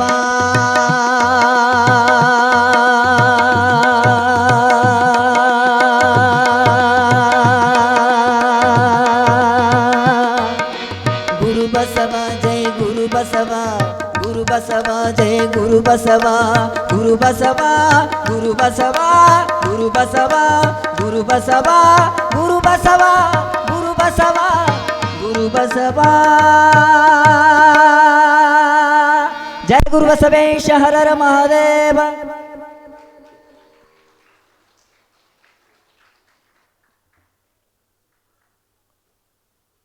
ಅತ್ಯಂತ ಕಠಿಣವಾದಂತಹ ಪರೀಕ್ಷೆ ಯಾವುದು ಅಂದ್ರೆ ಬಡತನ. ಆ ಬಡತನ ಮತ್ತು ಬರಗಾಲ ಎರಡೂ ಬಂದಾಗ ಮನುಷ್ಯನಿಗೆ ಎಷ್ಟು ತ್ರಾಸಾಗ್ತದಂತ ವಿಚಾರ ಮಾಡಬೇಕು. ಬರಗಾಲದಲ್ಲಿ ದುಡುತ್ತಿಂತನಂದ್ರೆ ಕೆಲಸ ಇಲ್ಲ, ಕೆಲಸ ಇಲ್ಲ ಅಂದ್ರೆ ಅನ್ನ ಇಲ್ಲ. ಅವಾಗ ರಾಮನಗೌಡರು ತಮ್ಮ ಸತಿಯಾದಂಥ ಚೆನ್ನಮ್ಮ ಹಾಗೂ 3-4 ಮಕ್ಕಳನ್ನು ಕರೆದುಕೊಂಡು ಊರು ಬಿಡುವಂಥ ನಿರ್ಣಯವನ್ನು ಮಾಡಿದರು. ರೇವಪ್ಪನ ಹಂಗರಿಗೆಯನ್ನು ಬಿಟ್ಟು ಎಲ್ಲಿ ಅನ್ನ ನೀರ ಸಿಗ್ತದ, ಕೆಲಸ ಸಿಗ್ತದ ಆ ಕಡೆ ಹೋಗೋನು ಅಂತ ನಿರ್ಣಯ ಮಾಡಿದರು. ಮಾಡಿ ಊರನ್ನು ಬಿಟ್ಟು ನಡಿತಾ ನಡಿತಾ ಇಲ್ಲೇ ಹೋಗಬೇಕು ಅಲ್ಲೇ ಹೋಗ್ಬೇಕಂತಿಲ್ಲ, ಎಲ್ಲಿ ನೀರದ ಅನ್ನದ ಕೆಲಸದ ಅಲ್ಲಿ ಹೋಗೋನು ಅಂತ ಹೋದರು. ಅಫ್ಜಲ್ಪುರಕ್ಕೆ ಬಂದರು. ಬಂದ ನಂತರ ಅಲ್ಲಿ ಒಬ್ಬರಿಗೆ ಇರ್ಲಾಕ ವ್ಯವಸ್ಥೆ ಇತ್ತು. ತಮ್ಮ ಹಿರಿಯ ಮಗ ಮತ್ತು ಸೊಸೆಯನ್ನು ಅಲ್ಲಿಯೇ ಬಿಟ್ಟು ಹಾಗೆಯೇ ನಡಿತಾ ನಡಿತಾ ಮುಂದೆ ಬಂದರು. ಸಿಂದಗಿಗೆ ಬಂದರು. ವಿಜಯಪುರ ಜಿಲ್ಲೆಯ ಸಿಂದಗಿಗೆ ಬಂದರು. ಅಲ್ಲಿ ಒಂದು ಮಠ, ವಿರಕ್ತ ಮಠ. ಆ ಮಠಕ್ಕೆ ಬಂದ ನಂತರ ಅಲ್ಲಿ ಷಣ್ಮುಖ ಸ್ವಾಮಿಗಳು ಅನ್ನುವಂಥ ಒಬ್ಬರು ಸನ್ಯಾಸಿಗಳಿದ್ದರು. ಆಗಿನ ಕಾಲದಲ್ಲಿ ಸನ್ಯಾಸಿಗಳು ತಪೋನಿಷ್ಠರಾಗಿದ್ದರು, ಯೋಗಿಗಳಾಗಿದ್ದರು, ಮಹಾಜ್ಞಾನಿಗಳಾಗಿದ್ದರು. ಆವಾಗ ಷಣ್ಮುಖ ಸ್ವಾಮಿಗಳು ಬಂದಂಥ ಈ ರಾಮನಗೌಡರು ಚೆನ್ನಮ್ಮ ಮತ್ತು 3-4 ಮಕ್ಕಳನ್ನು ನೋಡಿ, ಎಲ್ಲಿಂದ ಬಂದ್ರಿ,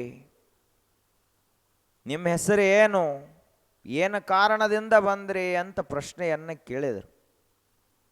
ಕೇಳಿದಾಗ ರಾಮನಗೌಡರು, ನಾವು ಹಿಂಗೆ ಇಂಥ ಊರಿನಿಂದ ಬಂದಿದ್ದೀವಿ, ಅಲ್ಲಿ ಬರಗಾಲ ಬಿದ್ದದ, ಕುಡಿಲಿಕ್ಕೆ ನೀರಿಲ್ಲ, ತಿನ್ನಲಿಕ್ಕೆ ಅನ್ನ ಇಲ್ಲ, ಕೈಯಲ್ಲಿ ಕೆಲಸ ಇಲ್ಲ, ಆದ್ದರಿಂದ ನಾವು ಬದುಕುವ ಸಲುವಾಗಿ ಊರೂರು ಅಲೆದಾಡ್ಕೋತ ಹೊಂಟಿದ್ದೀವಿ ಅಂತ ಹೇಳಿದರು. ಆಗ ಸಂತ ಮಹಾತ್ಮರಾದಂಥ ಷಣ್ಮುಖ ಸ್ವಾಮಿಗಳು ಹೇಳಿದರು, ಇಲ್ಲೇ ಇರಿ ಅಂಥೇಳಿ ಅವರಿಗೆ ಪ್ರಸಾದಕ್ಕೆ ವ್ಯವಸ್ಥೆ ಮಾಡ್ಲಿಕ್ಕೆ ಸೇವಕರಿಗೆ ಹೇಳಿದರು. ಒಂದು ದಿವಸ ಆಗಿತ್ತು. ಮರುದಿವಸ ರಾತ್ರಿ ಮಲಗಿರುವಾಗ ರಾಮನಗೌಡರು ನೋಡ್ರಿ, ನಿದ್ದೆ ಯಾವಾಗ ಹತ್ತತಿ? ಒಂದು ಪೂರ್ಣ ಸುಖ ಇರಬೇಕು, ಮನ್ಯಾಗ ಸಮೃದ್ಧಿ ಇರಬೇಕು, ದ್ರಾಕ್ಷಿ ಅದು ಚಲೋ ಬಂದಿರಬೇಕು, ಅಂದ್ರೆ ನಿದ್ದೆ ಹತ್ತತಿ. ಮೊನ್ನೇನ ಗಾರ ಬಡಿತ ಅದ್ರಾಗ ದ್ರಾಕ್ಷಿ ಜರ್ ಹೋಗಿದ್ರೆ ಮನ ನಿದ್ದೆ ಹತ್ತಂಗಿಲ್ಲ ಮಂದಿ. ಮತ್ತು ಹೆಂಗೆ ವರ್ಷ ತುಂಬ ದುಡ್ದದ್ದೆಲ್ಲ ಅದು ಗಾರ ಬಿದ್ದೆಲ್ಲ ಬಡ್ದು ಹೋಯ್ತು ಅಂದ್ರೆ ಏನು ತಿನ್ನೋದು, ಮುಂದೆ ಬದುಕೋದು ಹೆಂಗೆ?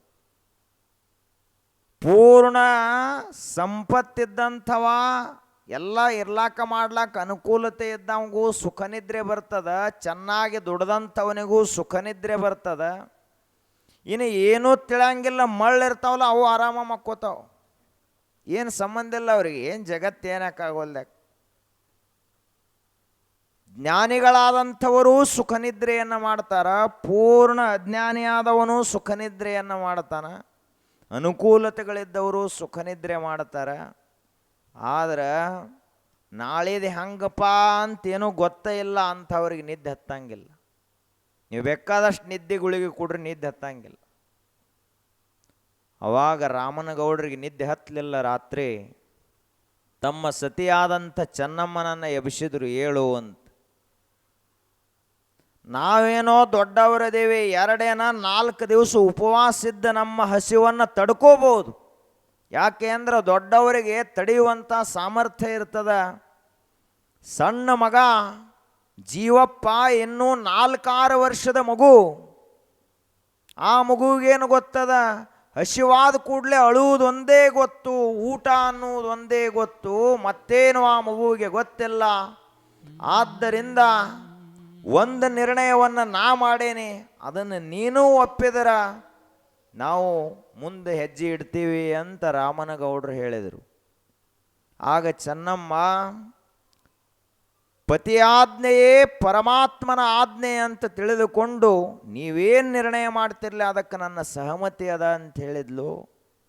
ಆಗ ರಾಮನಗೌಡರು ಹೇಳಿದರು, ಅದು ಯಾವ ತಾಯಿಗಾದರೂ ಕೂಡ ಸುಲಭವಾಗಿ ಒಪ್ಪಲಿಕ್ಕೆ ಆಗದಂಥ ಮಾತು. ಅವಾಗ ಏನು ಹೇಳಿದ್ರು ಅವರು? ಈ ಮಗುವನ್ನು ಇಲ್ಲಿಯೇ ಮಠದಲ್ಲೇ ಬಿಟ್ಟು ನಾವು ರಾತ್ರೋರಾತ್ರಿ ಮಠವನ್ನು ಬಿಟ್ಟು ಹೋಗಿಬಿಡೋನು, ಮಗು ಇಲ್ಲೇ ಮಠದಾಗಿರಲಿ ಅಂತ. ಹೊಳ್ಳೆ ಆ ಮಗುವನ್ನು ಒಯ್ಲಾಕ ಬರ್ತೀವಂತ ಹಿಂಗಲ್ಲ, ಮಗು ಕಾಯಮಾಗಿ ಅಲ್ಲಿ ಮಠದಲ್ಲಿಯೇ ನಾವು ಮುಂದೆ ಎಲ್ಲಿ ಅನ್ನ ನೀರ ಆಶ್ರಯ ಸಿಗುತ್ತದೆ ಆ ಕಡೆಗೆ ನಮ್ಮ ಪ್ರಯಾಣ. ಅವಾಗ ಹೆತ್ತಂತಹ ಕರುಳು, ತಾಯಿಯ ಕರುಳು ಚೆನ್ನಮ್ಮನವ್ರಿಗೆ ಹೆಂಗಾಗಿರ್ಬೇಕು?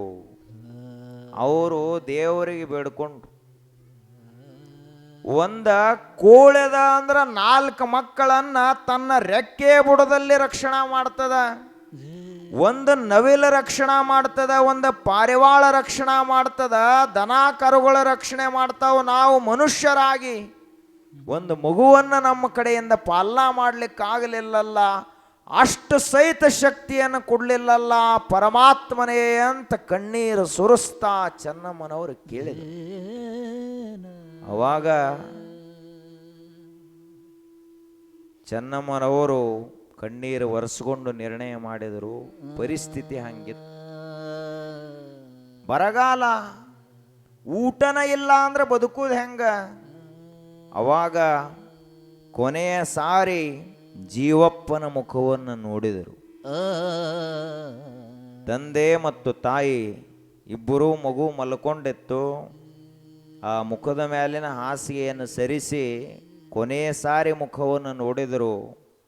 ನೋಡಿ, ಆಯ್ತಪ್ಪ, ದೇವರು ಇಟ್ಟಂಗಿರು, ಸುಖವಾಗಿರು, ಆನಂದವಾಗಿರು, ನಿನಗ ನಮ್ಮ ಹರಕೆ ಅದ, ಆಶೀರ್ವಾದ ಅದ ಅಂಥೇಳಿ ತಂದೆ ತಾಯಿಗಳಿಬ್ಬರೂ ಉಳಿದಂಥ ದೊಡ್ಡ 2 ಮಕ್ಕಳನ್ನು ಕರೆದುಕೊಂಡು ರಾತ್ರಿಯೇ ಮಠವನ್ನು ಬಿಟ್ಟು ಹೋಗಿಬಿಟ್ಟು ಹೋದಾಗ ಅವರು ನಡೀತಾ ನಡೀತಾ ಹಾಗೆ ಎಲ್ಲಿ ಹೋದರೂ ಗೊತ್ತಿಲ್ಲ. ಮಗು ಮುಂಜಾನೆ ಎದ್ದಿತ್ತು. ಎದ್ದು ನೋಡ್ತೈತಿ, ಯಾರೂ ಇಲ್ಲ. ಅವು ಇಲ್ಲ, ಅಪ್ಪ ಇಲ್ಲ, ಅಕ್ಕ ಇಲ್ಲ, ಅಣ್ಣ ಇಲ್ಲ, ಯಾರೂ ಇಲ್ಲ. ಸಣ್ಣ ಮಕ್ಕಳು ಎದ್ದು ಕೂಡಲೇ ಮೊದಲು ಅವು ಎಲ್ಲಿದಾಳತ್ ನೋಡ್ತಾವ. ಯಾಕಂದ್ರೆ ಆ ಮಕ್ಕಳಿಗೆ ಭರವಸೆ ಏನು, ಅವನ ಮೇಲೆ ಅಟ್ಟು ವಿಶ್ವಾಸ. ಅವು ಇಲ್ಲಂದ್ರೆ ಅಪ್ಪರೇ ಎಲ್ಲದಾನಂತ ಹುಡುಕಾಡ್ತಾವ. ಅಪ್ಪನೂ ಇಲ್ಲ ಅಂದ್ರೆ ಅಣ್ಣ ಅಕ್ಕರೇ ಎಲ್ಲದಾಡಂತ ಅವ್ರನ್ನರೇ ಹುಡುಕಾಡ್ತಾವು. ಇವ್ರು ಯಾರೂ ಇಲ್ಲ ಅಂದ್ರೆ ಅಳ್ಳಾಕ್ ಚಾಲೂ ಮಾಡ್ತಾವ.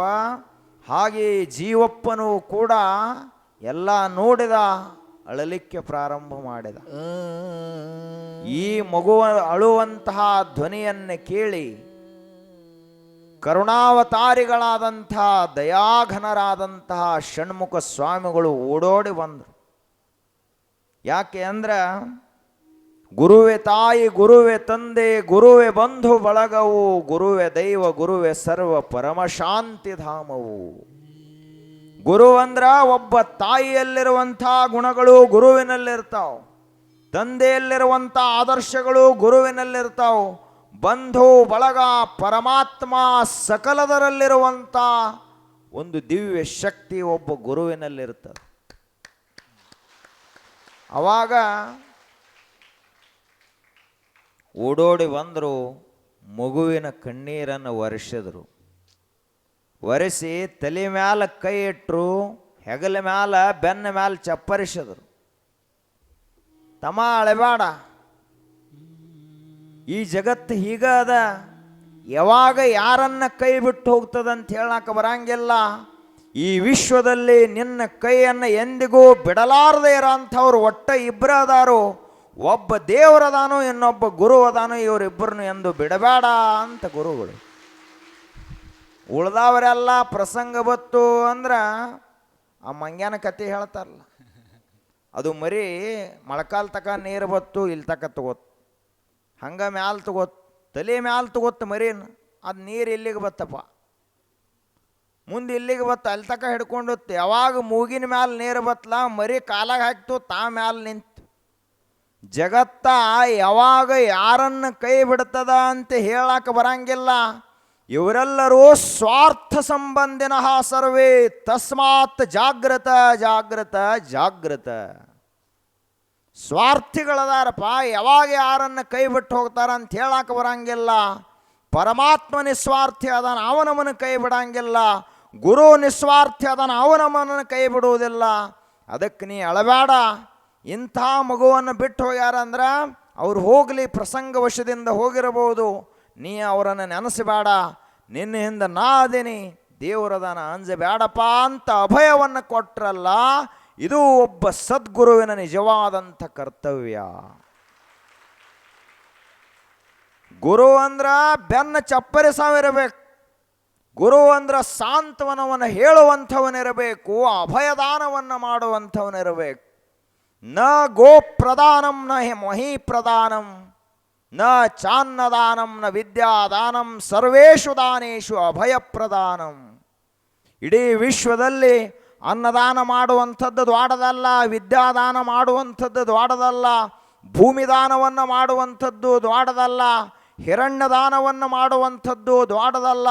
ಇಡೀ ರಾಜ್ಯವನ್ನೇ ಕೊಟ್ಟಾನಂದ್ರು ಅದು ದೊಡ್ಡ ದಾನ ಅಲ್ಲ. ಎಲ್ಲ ದಾನಗಳಲ್ಲಿ ಶ್ರೇಷ್ಠ ದಾನ ಯಾವುದಪ್ಪ ಅಂದ್ರೆ ಅಭಯದಾನ ಭಾಳ ಶ್ರೇಷ್ಠ ಅಂತ ಋಷಿಗಳು ಹೇಳಿದರು. ಮನುಷ್ಯ ಸೋತಾಗ, ದುಃಖದಲ್ಲಿದ್ದಾಗ, ಕಷ್ಟದಲ್ಲಿ ಒಳಗಾಗಿ ಹತಾಶನಾದಂಥ ಪರಿಸ್ಥಿತಿಯಲ್ಲಿ ನಿನ್ನ ಹಿಂದೆ ನಾ ಅದನಪ್ಪ ಅಂತ ಅಭಯವನ್ನು ಕೊಟ್ಟರು ಅಂದ್ರೆ ಅದೇ ದೊಡ್ಡ ದಾನ. ಅದಕ್ಕಿಂತ ದೊಡ್ಡದು ಯಾವುದೂ ಇಲ್ಲ. ಅವಾಗ ಜೀವಪ್ಪ ತಿರುಗಿ ಗುರುಗಳ ಕಡೆಗೆ ಮುಖವನ್ನು ನೋಡಿದ. ಇವರೇ ನನ್ನ ಆಶ್ರಯದಾತರು ಅಂತ ತಿಳ್ಕೊಂಡ ನಂತರದಲ್ಲಿ ಆ ಮಗುವನ್ನು ಗುರುಗಳು ಕರ್ಕೊಂಡು ಹೋದರು. ದಿನಂಪ್ರತಿ ಅವರ ಅವ್ವ ಸ್ನಾನ ಮಾಡಿಸ್ತಿದ್ಲು, ಇವತ್ತು ಗುರುವೇ ಆ ಮಗುವನ್ನು ಸ್ನಾನ ಮಾಡಿಸಿದ. ದಿನಂಪ್ರತಿಯಾಗಿ ತಾಯಿ ಬಟ್ಟೆಯನ್ನು ಉಡಿಸ್ತಾ ಇದ್ಲು, ಇವತ್ತು ಒಬ್ಬ ಸರ್ವಸಂಗ ಪರಿತ್ಯಾಗಿಯಾದಂಥ ಸನ್ಯಾಸಿ ಆ ಮಗುವಿಗೆ ಬಟ್ಟೆಯನ್ನು ತೊಡಿಸ್ತಾ ಇದ್ದ. ದಿನಂಪ್ರತಿಯಾಗಿ ಕೈ ತುತ್ತನ್ನು ಮಾಡಿ ವಾತ್ಸಲ್ಯದ ಪ್ರೇಮದ ತುತ್ತನ್ನು ಒಬ್ಬ ತಾಯಿ ಉಣಿಸ್ತಾ ಇದ್ರ, ಇವತ್ತು ಸರ್ವಸಂಗ ಪರಿತ್ಯಾಗಿಯಾದಂಥ ಒಬ್ಬ ಯೋಗಿ ಈ ಮಗು ಕೂಡ ಮುಂದೆ ಒಬ್ಬ ಶಿವಯೋಗಿ ಆಗಲಿ ಅಂತ ಒಂದು ಅನ್ನದ ತುತ್ತನ್ನು ಉಣಿಸ್ತಾ ಇದ್ದ. ಆಗ ನೋಡ್ರಿ, ಉಣಿಸೋರು ಯಾರು ಇರ್ತಾರ ಅವರ ಮೇಲಿನಿಂದ ಮಕ್ಕಳು ಬಹಳ ದೊಡ್ಡವರಾಗ್ತಾರೆ. ಅದಕ್ಕೆ ಸಂತ ಮಹಾತ್ಮರ ಕಡೆಯಿಂದ ನೀಡಿಸ್ಕೋಬೇಕು. ಆ ಮಗುವಿಗೆ ಸಾಕ್ಷಾತ್ ಷಣ್ಮುಖ ಸ್ವಾಮಿಗಳು ಉಣಿಸಿದ್ರು ಅಂದ ಬಳಿಕ ಆ ಅನ್ನ ಅದು ಸಾಮಾನ್ಯ ಅನ್ನವಾಗಿರಲಿಲ್ಲ, ಮಹಾಪ್ರಸಾದ ಶಿವನ ನೈವೇದ್ಯವಾಯಿತು ಮಗುವಿನ ಪಾಲಿಗೆ. ಆದ ಬಳಿಕ ಬೆಳೀತಾ ಬೆಳೀತಾ ಇತ್ತು ಮಗು. ನೋಡ್ರಿ, ಅದಕ್ಕೆ ಮಠದಾಗ ಮಕ್ಕಳು ಇರಬೇಕು, ಮೊಮ್ಮಕ್ಕಳನ್ನು ತಂದು ಮಠದಾಗ ಬಿಡಬೇಕು, ಸಂಸ್ಕಾರ ಚಲೋ ಆಗ್ತಾವೆ. ಮನ್ಯಾಗ ಜರ್ ಇದ್ದು ಅಂದ್ರೆ ನೀವೇನದಿರಲ್ಲ, ನಿಮಗಿತ್ತು ಹಿಂದರೆ ಆಗ್ಬೋದು, ಮುಂದರೆ ಆಗ್ಬೋದು, ಮತ್ತು ಹೆಚ್ಚಿಗೆ ಆಗೋದಿಲ್ಲ ಅವು. ಅಟ್ಟ ಕಲಿತಾವೆ. ಮತ್ತು ಎಲ್ಲಿ ಈಗ ನೋಡ್ರಿ, ಅದು ಮೊದಲು ಕಣದಾಗ ಎತ್ತುಗಳು ಸುತ್ತಿದ್ದು ಅಲ್ಲ, ಅಟ್ಟ ಆದ್ರೆ ಕರ ಆಯ್ತಂದ್ರೆ ಭಾಳ ಆದ್ರೆ ಕಣದಿಂದ ಹೊರಗೆ ರೌಂಡ್ ಹಾಕ್ಬೋತೈತೆ, ಅಲ್ಲೇನ ಅದು ಮತ್ತೆ ಹೊರಗೆ ದಾಟಿ ಹೋಗಂಗಿಲ್ಲ. ಆದರೆ ಮಠದಲ್ಲಿ ಮಂದಿರದಲ್ಲಿ ಬೆಳೆದಂಥ ಮಕ್ಕಳಿಗೆ ಎಂಥ ಸಂಸ್ಕಾರ ಆಗ್ತದಂದ್ರೆ ಆ ಮಗು ಇಂದಿಲ್ಲ ನಾಳೆ ವಿಶ್ವದ ಹಣೆ ಬರಹ ಬದಲಿಸುವಂಥವನಾಗ್ತಾನೆ. ಅಂಥ ಸಂಸ್ಕಾರ. ರೊಕ್ಕ ಕೊಟ್ಟ ಮಗುವಿಗೆ ಸಂಸ್ಕಾರ ಕೊಡಲಿಕ್ಕಾಗುವುದಿಲ್ಲ. ಸಂಸ್ಕಾರ ಅನ್ನುವಂಥದ್ದು ಮಠಮಂದಿರಗಳಲ್ಲಿ ಸಹಜವಾಗಿ ಸಿಗುವಂಥದ್ದು. ಅದಕ್ಕೆ ರೊಕ್ಕಕ್ಕಿಂತಲೂ ಸಂಸ್ಕಾರ ಕೊಡಬೇಕು.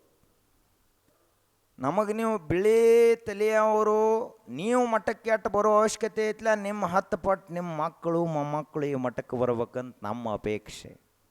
ಯಾಕೆ ಅಂದ್ರೆ ಅವ್ರು ಇವತ್ತು ಮಠದ ಹಾದಿಯನ್ನು ಹಿಡಿದರು ಅಂದ್ರೆ ಮುಂದೆ ಗುರುಬಸವ ಶಿವಯೋಗಿಗಳು ಅವರನ್ನು ಹಿಡ್ಕೊಂಡು ಜೀವನದ ನದಿಯನ್ನೇ ದಾಟಿಸಿ ಬಿಡ್ತಾರೆ ಅಂಥ ವಿಶ್ವಾಸ. ಆವಾಗ ಮಗು 7-8 ವರ್ಷದ್ದಾಯಿತು. ಆದ ಬಳಿಕ ಆ ಗುರುಗಳು ಅಲ್ಲಿಯೇ ಚಿಂದಗಿಯಲ್ಲಿ ಪರಮಾತ್ಮನ ಆರಾಧನೆಯಲ್ಲಿ ನಿರತರಾದಂತಹ ಶ್ರೀಮಂತರು, ಬಹಳ ದೊಡ್ಡ ಜಮೀನ್ದಾರರು, ಸಂಸ್ಕಾರವಂತರು, ಗುರುಗಳ ಮೇಲೆ ಅಪಾರ ನಿಷ್ಠೆ. ಶ್ರೀಮಂತರು ಭಾಳ ಜನ ಆದಾರ, ಆದರೆ ಗುರುನಿಷ್ಠರು ಬಹಳ ಕಡಿಮೆ ಇರ್ತಾರೆ, ಗುರುವಾಜ್ಞಾ ಪಾಲಕರು ಬಹಳ ಕಡಿಮೆ ಇರ್ತಾರೆ. ಆವಾಗ ಪಟ್ಟಣ ಶೆಟ್ಟರು ಅನ್ನುವಂಥ ಒಂದು ಮನೆತನ, ಆ ಮನೆತನದ ಹಿರಿಯರನ್ನು ಗುರುಗಳು ಮಠಕ್ಕೆ ಕರೆಸಿದರು. ಕರೆಸಿ ಆ ಮಗುವನ್ನು ಆ ಪಟ್ಟಣ ಶೆಟ್ಟಿ ಮನೆತನದ ಹಿರಿಯರಿಗೆ ಒಪ್ಪಿಸಿ, ಈ ಮಗು 16 ವರ್ಷ ಅಥವಾ ಒಂದು ತಿಳುವಳಿಕೆ ಬರುವವರೆಗೆ ಈ ಮಗುವನ್ನು ನಮ್ಮ ಮಗುನ ನಿಮ್ಮ ಮನ್ಯಾಗ ನೀವು ಚಲೋ ರೀತಿಯಿಂದ ಬೆಳೆಸಿರಪ್ಪ, ಇವ ಒಬ್ಬ ಮಠದಾವದಾನ ಅಂತ ತಿಳ್ಕೊಂಡು ಚಲೋ ರೀತಿಯಿಂದ ಊಟ ಉಡುಗೆ ಎಲ್ಲ ರೀತಿಯ ಸೌಕರ್ಯಗಳನ್ನು ಕೊಟ್ಟು ಬೆಳೆಸ್ರಿ ಅಂತ ಈ ಮಗುವನ್ನು ಎತ್ತಿ ಅವರ ಉಡಿಯಲ್ಲಿ ಗುರುಗಳು ಹಾಕಿದರು, ಷಣ್ಮುಖ ಸ್ವಾಮಿಗಳು. ಆ ಮಗು ಯಾರು? ರಾಜಯೋಗಿ ಗುರುಬಸವ ಮಹಾಶಿವಯೋಗಿಗಳು. ಬೆಳೆದದ್ದೇ ಎಲ್ಲಪ್ಪ? ಸಿಂದಗಿಯ ಪಟ್ಟಣ ಶೆಟ್ಟರ ಮನೆತನದಲ್ಲಿ ಬೆಳೆದರು. ನೋಡ್ರಿ, ಅವ್ರದ್ದು ಎಂಥ ಪುಣ್ಯ, ಪಟ್ಟಣ ಶೆಟ್ಟಿ ಮನೆತನದವ್ರದ್ದು. ಒಬ್ಬ ಯೋಗಿ ಅವರ ಮನೆಯಲ್ಲಿ ಬೆಳಿತಾನಂದ್ರೆ ಅವರೆಷ್ಟು ಪುಣ್ಯ ಮಾಡಿರಬಾರ್ದು ಆ ಮನೆತನದವರು. ಯಾಕೆ ಅಂದ್ರೆ ಯೋಗಿಗಳು ಹುಟ್ಟಬಹುದು ಒಂದು ಮನೆತನದಲ್ಲಿ, ಅವರು ಮುಂದೆ ಮಠದಲ್ಲಿ ಬೆಳಿತಾರ. ಆದರೆ ಸಾಮಾನ್ಯವಾಗಿ ಇಲ್ಲಿ ಆದಂಥದ್ದು ವಿಶೇಷ, ಆ ಮನೆತನದಲ್ಲಿ ಗುರುಬಸವ ಮಹಾಶಿವಯೋಗಿಗಳವರು ತಮ್ಮ ಬಾಲ್ಯದ ಕಾಲವನ್ನು ಕಳೆದರು, ಬಾಲ್ಯದ ಲೀಲೆಗಳನ್ನು ಮಾಡಿದರು. ಅದು ಎಂಥ ಮನೆತನ ಅಂದರೆ 200 ಮಂದಿ ಒಂದೇ ಮನೆಯಾಗಿದ್ರತ್ತವರು, ಅಷ್ಟು ದೊಡ್ಡ ಮನೆತನ. ಸಾಕಷ್ಟು ಜಮೀನ, ಸಾಕಷ್ಟು ಆಸ್ತಿ, ಅಷ್ಟೇ ಒಳ್ಳೆಯ ಸಂಸ್ಕಾರ. ಹೀಗಿರ್ಲಿಕ್ಕಾಗಿ ಆ ಮಗು ಬೆಳೀತಾ ಬೆಳೀತಾ ಮನ್ಯಾಗ 200 ಮಂದಿ ಅಂದ್ರೆ ಮತ್ತು ಹುಡುಗರು ಸಾಕಷ್ಟು ಇರ್ತಾವ. ಆಕಳು ಸಾಕಷ್ಟು, ಹಾಲು ಹೈನ ಸಾಕಷ್ಟು, ತಿರುಗಾಡ್ಲಾಕ ತಿನ್ಲಾಕ ಏನು ಕಡಿಮೆ ಇಲ್ಲ. ಈಗೆಲ್ಲ ಒಡ್ಡುಗಳ ಗಿಡ ಇಲ್ಲ. ಮೊದಲೆಲ್ಲ ಒಡ್ಡೆಲ್ಲ ಮಾವಿನ ಗಿಡಗಳು, ಪೇರು ಎಲ್ಲ ಹಣ್ಣು ಹಂಪಲಿನ ಗಿಡಗಳೇ ಒಡ್ಡುಗಳಲ್ಲಿ. ಈಗ ಬ್ಯಾಟ್ರಿ ಹಚ್ಕೊಂಡು ಹುಡುಕ್ಯಾಡ್ರು ಎಲ್ಲಿ ಸಿಗಂಗಿಲ್ಲ. ಇಲ್ಲ ಗಿಡ. ಅವು ಎಂಥ ಗಿಡ ಬಂದಾವ ಅಂದ್ರೆ 3 ಗೇಣಿಗೆ ಕಾಯಕ್ಕವು ಅಂಥವು ಬಂದವು. ಆ ಥರಾಗೇನು ಹುಡುಗರು ಆಟ ಆಡ್ಲಿಕ್ಕೆ ಬರೋಂಗಿಲ್ಲ, ಏನೂ ಇಲ್ಲ, ನೇರವಾಗಿ ಹಣ್ಣು ಹರ್ಕೋಬೇಕು. ಆದರೆ ಆಗಿನ ಕಾಲದ ವೈಭವವೇ ಆ ರೀತಿಯಾಗಿತ್ತು. ಅಂಥ ವೈಭವದಲ್ಲಿ ನಿಸರ್ಗದ ಮಧ್ಯದಲ್ಲಿ ಜೀವಪ್ಪನವರು ಬೆಳೀತಾ ಬೆಳೀತಾ ತಮ್ಮ ಬಾಲ್ಯದ ಲೀಲೆಗಳನ್ನು ತೋರಿಸ್ತಾ ಬೆಳೀತಾ ಇದ್ದರು. ಆವಾಗ ಷಣ್ಮುಖ ಸ್ವಾಮಿಗಳು ಹೇಳಿದರು, ಅವರು ಕೂಡ ಸಹಜವಾಗಿ ಅಂಥ ವಿಶೇಷ ಸಾಮರ್ಥ್ಯವನ್ನು ಹೊಂದಿದಂಥ ಗುರುಗಳೇನಲ್ಲ, ಸಹಜವಾಗಿದ್ದರು. ಅವರು ಆ ಮಗುವಿಗೆ ಒಂದು ಚಲೋ ಶಿಕ್ಷಣ ಕೊಡಿಸ್ಬೇಕು ಅಂತ ವಿಚಾರ ಮಾಡಿದರು. ಮಾಡಿದ ಬಳಿಕ ಅವರಿಗೆ ಅಂತಹ ದೂರದರ್ಶಿತ್ವ ಇರಲಿಲ್ಲ. ಈ ಮಗು ಏನದ ಅಂತನ ಅವ್ರಿಗೆ ಗೊತ್ತಿರಲಿಲ್ಲ. ಯಾಕೆ ಅಂದ್ರೆ ಬೂದಿ ಮುಚ್ಚಿದ ಕೆಂಡ ಅಂತ ಕರೀತಾರೆ. ನೋಡ್ಲಕ್ಕೆ ಏನು ನೋಡ್ತಾರೆ, ಬೂದಿ ಐತಳಂತಂತಾರೆ. ಆದರೆ ಬೂದಿ ಇರಂಗಿಲ್ಲ. ಆ ಬೂದಿಯನ್ನು ಸರಿಸಿ ನೋಡಿದರೆ ಗೊತ್ತಾಗ್ತೈತಿ ಬೆಂಕಿ ಐತಂತ. ಹಾಗೆ ಇದು ಎಲ್ಲರಂತೆ ಸಾಮಾನ್ಯ ಮಗುವಾಗಿರಲಿಲ್ಲ. ಆಗಿನ ಕಾಲದಾಗ ಮತ್ತು ಸಾಕಷ್ಟು ಮಕ್ಕಳು ಹುಟ್ಟಿದ್ವಲ್ಲ, ಅವ್ಯಾಕೆ ಹಿಂಗಾಗಲಿಲ್ಲ ಅಂದ್ರೆ ಅವು ಕಾಣ್ಲಾಕನೂ ಬೂದಿನ ಇದ್ದು, ಇರ್ಲಾಕನೂ ಬೂದಿನ ಇದ್ದು. ಈ ಮಗು ಕಾಣ್ಲಾಕ ಬೂದಿ ಹಂಗಿದ್ರು ಇರೋದು ಒಳಗ ಶಿವಯೋಗದ ಅಗ್ನಿಯ ದಿವ್ಯ ತೇಜ ಇತ್ತಲ್ಲ, ಅದೆಲ್ಲಿ ಹೋಗಬೇಕು. ಆಗ ಅವನಿಗೆ ವಿದ್ಯಾ ಕಲಿಸ್ಬೇಕಂತ ವಿಚಾರ ಮಾಡಿದರು. ಯಾರಿಗೆ ಕಲಿಸ್ಬೋದಪ್ಪ? ಯಾವನು ನರಮಾನವನಾಗಿ ಹುಟ್ಟ್ಯಾನಲ್ಲ ಅವನಿಗೆ ಕಲಿಸ್ಬೋದು. ಯಾವನು ಆಜನ್ಮ ಯೋಗಿಯೋ, ಶಿವನ ಪರಾವತಾರಿಯೋ, ಜಗತ್ತನ್ನು ಉದ್ಧರಿಸಲಿಕ್ಕೆ ಬಂದಂಥ ಯೋಗಿಗೆ ಯಾವ ಶಿಕ್ಷಣ ಕೊಡುವುದದ? ಅವನಿಗೆ ಕಲಿಸುವಂಥ ಗುರುಗಳು ಯಾರು? ಅವನಿಗೆ ತಿದ್ದಿ ಹೇಳಂಥವ್ರು ಯಾರು?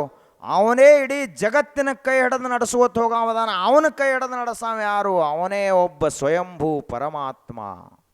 ಗುರು ಅಂದ್ರೆ ಬೇರೆ ಅಲ್ಲ, ಹರ ಅಂದ್ರೆ ಬೇರೆ ಅಲ್ಲ, ಶಿವ ಅಂದ್ರೆ ಬೇರೆ ಅಲ್ಲ, ಶಿವನ ಸ್ವರೂಪಿಯಾದ ಗುರು ಅಂದ್ರೆ ಬೇರೆ ಅಲ್ಲ. ಶಿವನಿಗೆ ಯಾರು ಕಲಿಸವರು? ಸ ಏಷ ಪೂರ್ವೇಶಾಮಪಿ ಗುರು ಕಾಲೇನ ಅನವಚ್ಛೇದಾತಂತ ಪತಂಜಲಿ ಮಹರ್ಷಿಗಳು ಹೇಳ್ತಾರೆ. ಗುರು ಅಂದರೆ ಯಾರಪ್ಪ? ಮೊಟ್ಟ ಮೊದಲನೇ ಗುರು ಯಾರು?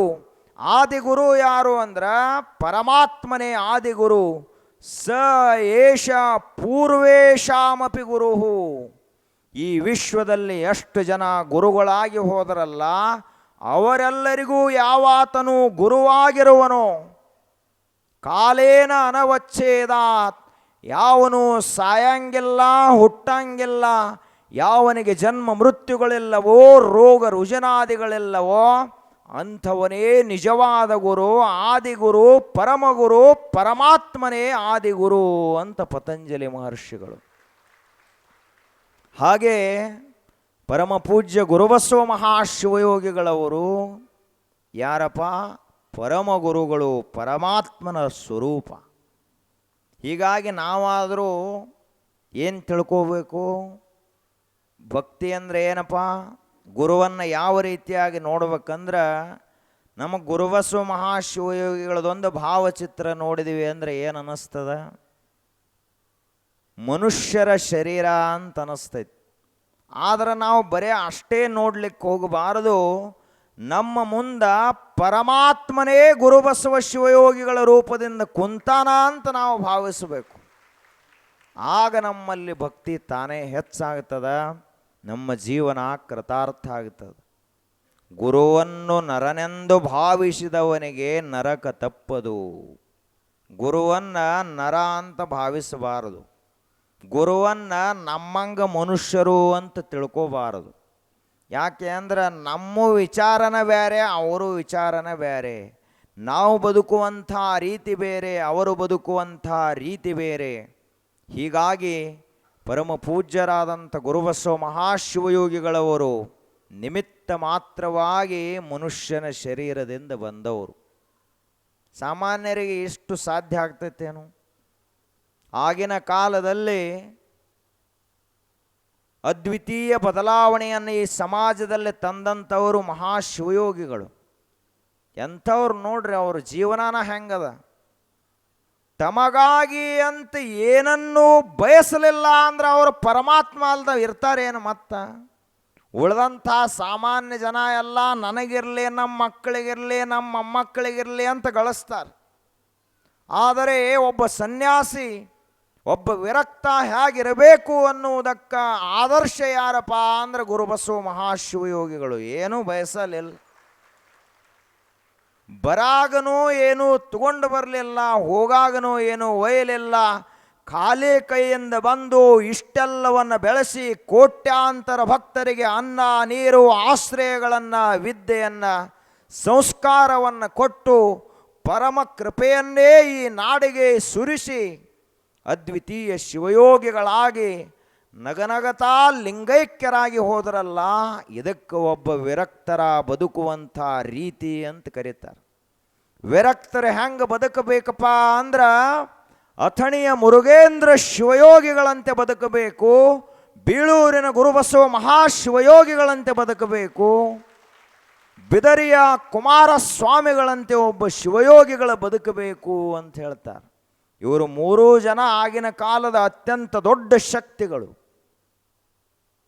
ಹೆಂಗಿರಬೇಕಪ್ಪ ಮಹಾತ್ಮರು ಅಂದರೆ ಹಿಂಗೆ ಇರಬೇಕು ಅಂತ ಆಗಿನ ಕಾಲದಲ್ಲಿ ಜನ ತ್ರಿದಲಂ ತ್ರಿಗುಣಾಕಾರಂ ತ್ರಿನೇತ್ರಂಚ ತ್ರಿಯಾಯುಧಂ ತ್ರಿಜನ್ಮ ಪಾಪ ಸಂಹಾರಂ ಏಕಬಿಲ್ವಂ ಶಿವಾರ್ಪಣಂ.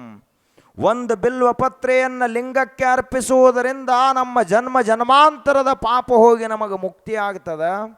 ಹಾಗೆ ತ್ರಿದಲ ಬಿಲ್ವಪತ್ರೆಯಲ್ಲಿ ಹೆಂಗೆ 3 ದಳ ಇರ್ತಾವಲ್ಲ, ಆಗ ಶಿವಯೋಗಿಗಳಂದ್ರೆ ಒಬ್ಬರು ಅಥಣಿ ಮುರುಗೇಂದ್ರ ಶಿವಯೋಗಿಗಳು, ಬೇಳೂರಿನ ರಾಜಯೋಗಿ ಗುರುಬಸವ ಮಹಾಶಿವಯೋಗಿಗಳು, ಬಿದರಿಯ ಕುಮಾರ ಮಹಾಶಿವಯೋಗಿಗಳೇ ತ್ರಿದಲಗಳು ಅಂತ ಅವರಿಗೆ ತ್ರಿದಲಗಳು ಅಂತ ಕರೀತಿದ್ರು. ಬಿಲ್ಪತ್ರೆ ಒಂದ, ದಳ 3, ಶಿವಯೋಗಿಗಳ 3 ಜನ, ಆದರೆ ಅವರಲ್ಲಿರುವಂಥ ಶಿವಯೋಗದ ಶಕ್ತಿ ಒಂದೇ ಆಗಿತ್ತು. ಆದ್ದರಿಂದ ಅಂತಹ ಪರಮ ಪೂಜ್ಯರು ಸಿಂದಗಿಯಲ್ಲಿ ಬೆಳೀತಾ ಇದ್ದರು.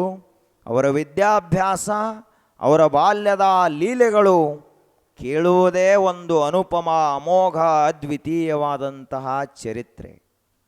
ಯಾರ ಚರಿತ್ರೆ ಕೇಳಬೇಕು ಅಂದರೆ ಬರೀ ನಿಮ್ಮ ಮುತ್ಯಾನ ಚರಿತ್ರೆ ಕೇಳ್ಕೋತ ಕೂತ್ರೆ ಇಲ್ಲೇ ಅಟ್ಟಕೊಂಡಿರ್ಬೇಕಾಗ್ತೈತಿ. ಯಾವ ಮುತ್ಯಾನ ಚರಿತ್ರೆ ಕೇಳುವುದು ಅಂದ್ರೆ ಗುರುಬಸವ ಮುತ್ಯಾನ ಚರಿತ್ರೆಯನ್ನು ಕೇಳುವುದು.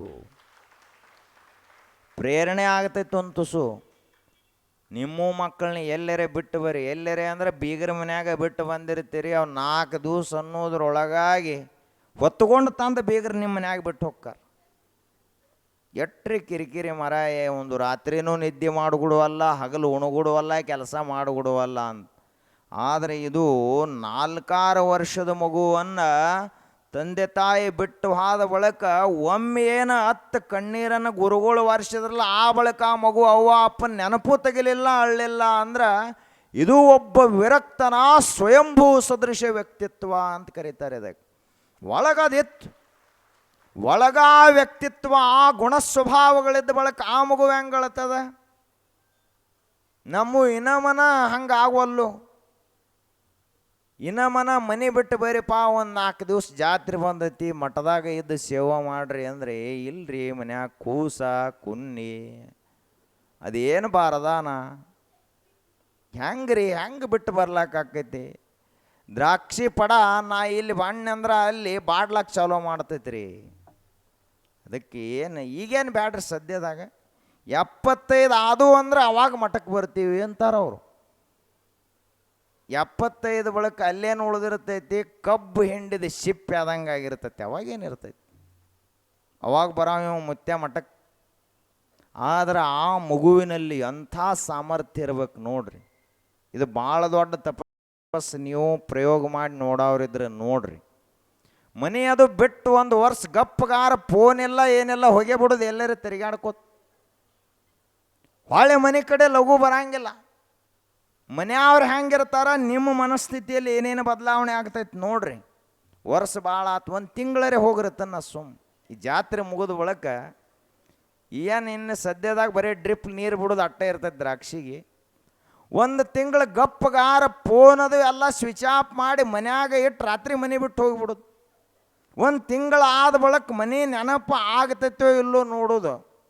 ಅದ್ಯಾಂಗ್ರಿ ಮನೆ ಬಿಟ್ರೆ ನಾವು ಬದುಕಲಿಕ್ಕೆ ಸಾಧ್ಯನೇ ಇಲ್ಲ ನೋಡ್ರಿ. ಇಟ್ಟು ದೊಡ್ಡವರಾದ್ರೂ ಒಂದು ತಿಂಗಳು ಮನೆ ಬಿಟ್ಟು ಹೋಗ್ಲಕ್ಕೆ ಆಗುವುದಿಲ್ಲ ಅಂದ ಬಳಿಕ 6-8 ವರ್ಷದ ಹುಡುಗ ಒಮ್ಮೆ ಏನು ಬಿಟ್ಟೈತಲ್ಲ ಹೊಳ್ಳ ಕಡೆ ನೋಡಲಿಲ್ಲ ನೆನೆಸಲಿಲ್ಲ ಅಂದರೆ ಇದು ಎಂಥ ವ್ಯಕ್ತಿತ್ವ ವಿಚಾರ ಮಾಡ್ರಿ. ಹೊಳ್ಳಿ ಊರನ್ನು ನೆನೆಸಲಿಲ್ಲ, ಅವ್ವ ಅಪ್ಪನ ಹೆಸರು ತೆಗಿಲಿಲ್ಲ. ಇವು ದೊಡ್ಡ ಹುಡುಗರು ಆಗ್ಯಾವ್ಕ್ರೆ ಇನ್ನು ಕೆಲಸ ಆಗುವಲ್ಲ. ವಿರಕ್ತಿ ಅಂದರೆ ಏನು ಸಾಮಾನ್ಯ ಅಲ್ಲ, ಪುರಾಣ ಪ್ರವಚನದಲ್ಲಿ ಹೇಳುವ ವಿಷಯ ಅಲ್ಲದು. ಅದೇನು ತೂಕ ಮಾಡ್ಲಾಕ ಬರ್ತೈತೆ ಏನು? ಇಷ್ಟ ಐತಪ್ಪ ಇವೇನು ವಿರಕ್ತಿಯ ಶಕ್ತಿ ಇಷ್ಟ ಅದ ಅಂತ ಅಳೆಯಲಾಕ ಬರಂಗಿಲ್ಲ. ಆದ್ದರಿಂದಲೇ ಋಷಿಗಳು ಹೇಳಿದರು, ವಿರಕ್ತಸ್ಯ ತೃಣಂ ಜಗತ್, ಹುಲ್ಲು ಕಡ್ಡಿಗೆ ಸಮಾನ ಆಗ್ತೈತೋ ಇಡೀ ವಿಶ್ವ ಒಬ್ಬ ವಿರಕ್ತನ ಮುಂದ ಅಂತ ಋಷಿಗಳು ಹೇಳಿದರು. ಯಾವ ಜಗತ್ತಿದು, ಯಾವ ರಾಜ ಮಹಾರಾಜ ಎಂಥ ಬೇಕಾದಂಥ ಅಧಿಕಾರದ ಅಂದರೂ ಒಬ್ಬ ಸನ್ಯಾಸಿಯ ಮುಂದೆ ಎಲ್ಲವೂ ಶೂನ್ಯ, ಹುಲ್ಲು ಕಡ್ಡಿಗೆ ಸಮಾನ, ಅಷ್ಟು ವಿರಕ್ತಿಯ ಮಹತ್ವ. ಹಾಗೆ ಪರಮ ಪೂಜ್ಯ ಗುರುಬಸವ ಮಹಾಶಿವಯೋಗಿಗಳವರ ವಿರಕ್ತಿಯ ಅತ್ಯದ್ಭುತವಾದಂಥ ಪವಾಡಗಳು, ಅವರ ಒಂದು ವ್ಯಕ್ತಿತ್ವ, ಅವರ ಆಂತರ್ಯದಲ್ಲಿ ಪ್ರತಿಷ್ಠಿತವಾದ ಶಿವತತ್ವ, ಶಿವಯೋಗದ ತೇಜ, ಆ ಒಂದು ಘನ ವ್ಯಕ್ತಿತ್ವದ ಕುರಿತಾಗಿ ಎಷ್ಟು ಹೇಳಿದರೂ ಕೂಡ ಕಡಿಮೆನೇ ಅದ. ಯಾಕೆ ಅಂದ್ರೆ ದೇವರನ್ನು ಯಾರು ಎಟ್ಟತ್ತು ವರ್ಣನ ಮಾಡವ್ರಪ್ಪ? ಸಾಗರವನ್ನು ಯಾವ ನದಿ ಎಟ್ಟು ವರ್ಣನ ಮಾಡ್ರೆ ಸಾಗರದ ವರ್ಣನೆ ಮುಗಿಯೋದದ. ಸೂರ್ಯನನ್ನು ಯಾವ ದೀಪ ಎಷ್ಟು ವರ್ಣನ ಮಾಡ್ರೆ ಮುಗಿಯೋದದ. ಆಕಾಶ ಹಿಂಗದ ಅಂತ ಯಾರು ಎಷ್ಟು ವರ್ಣನ ಮಾಡ್ರೆ ಆಕಾಶದ ವರ್ಣನ ಮುಗಿತೈತೇನೋ.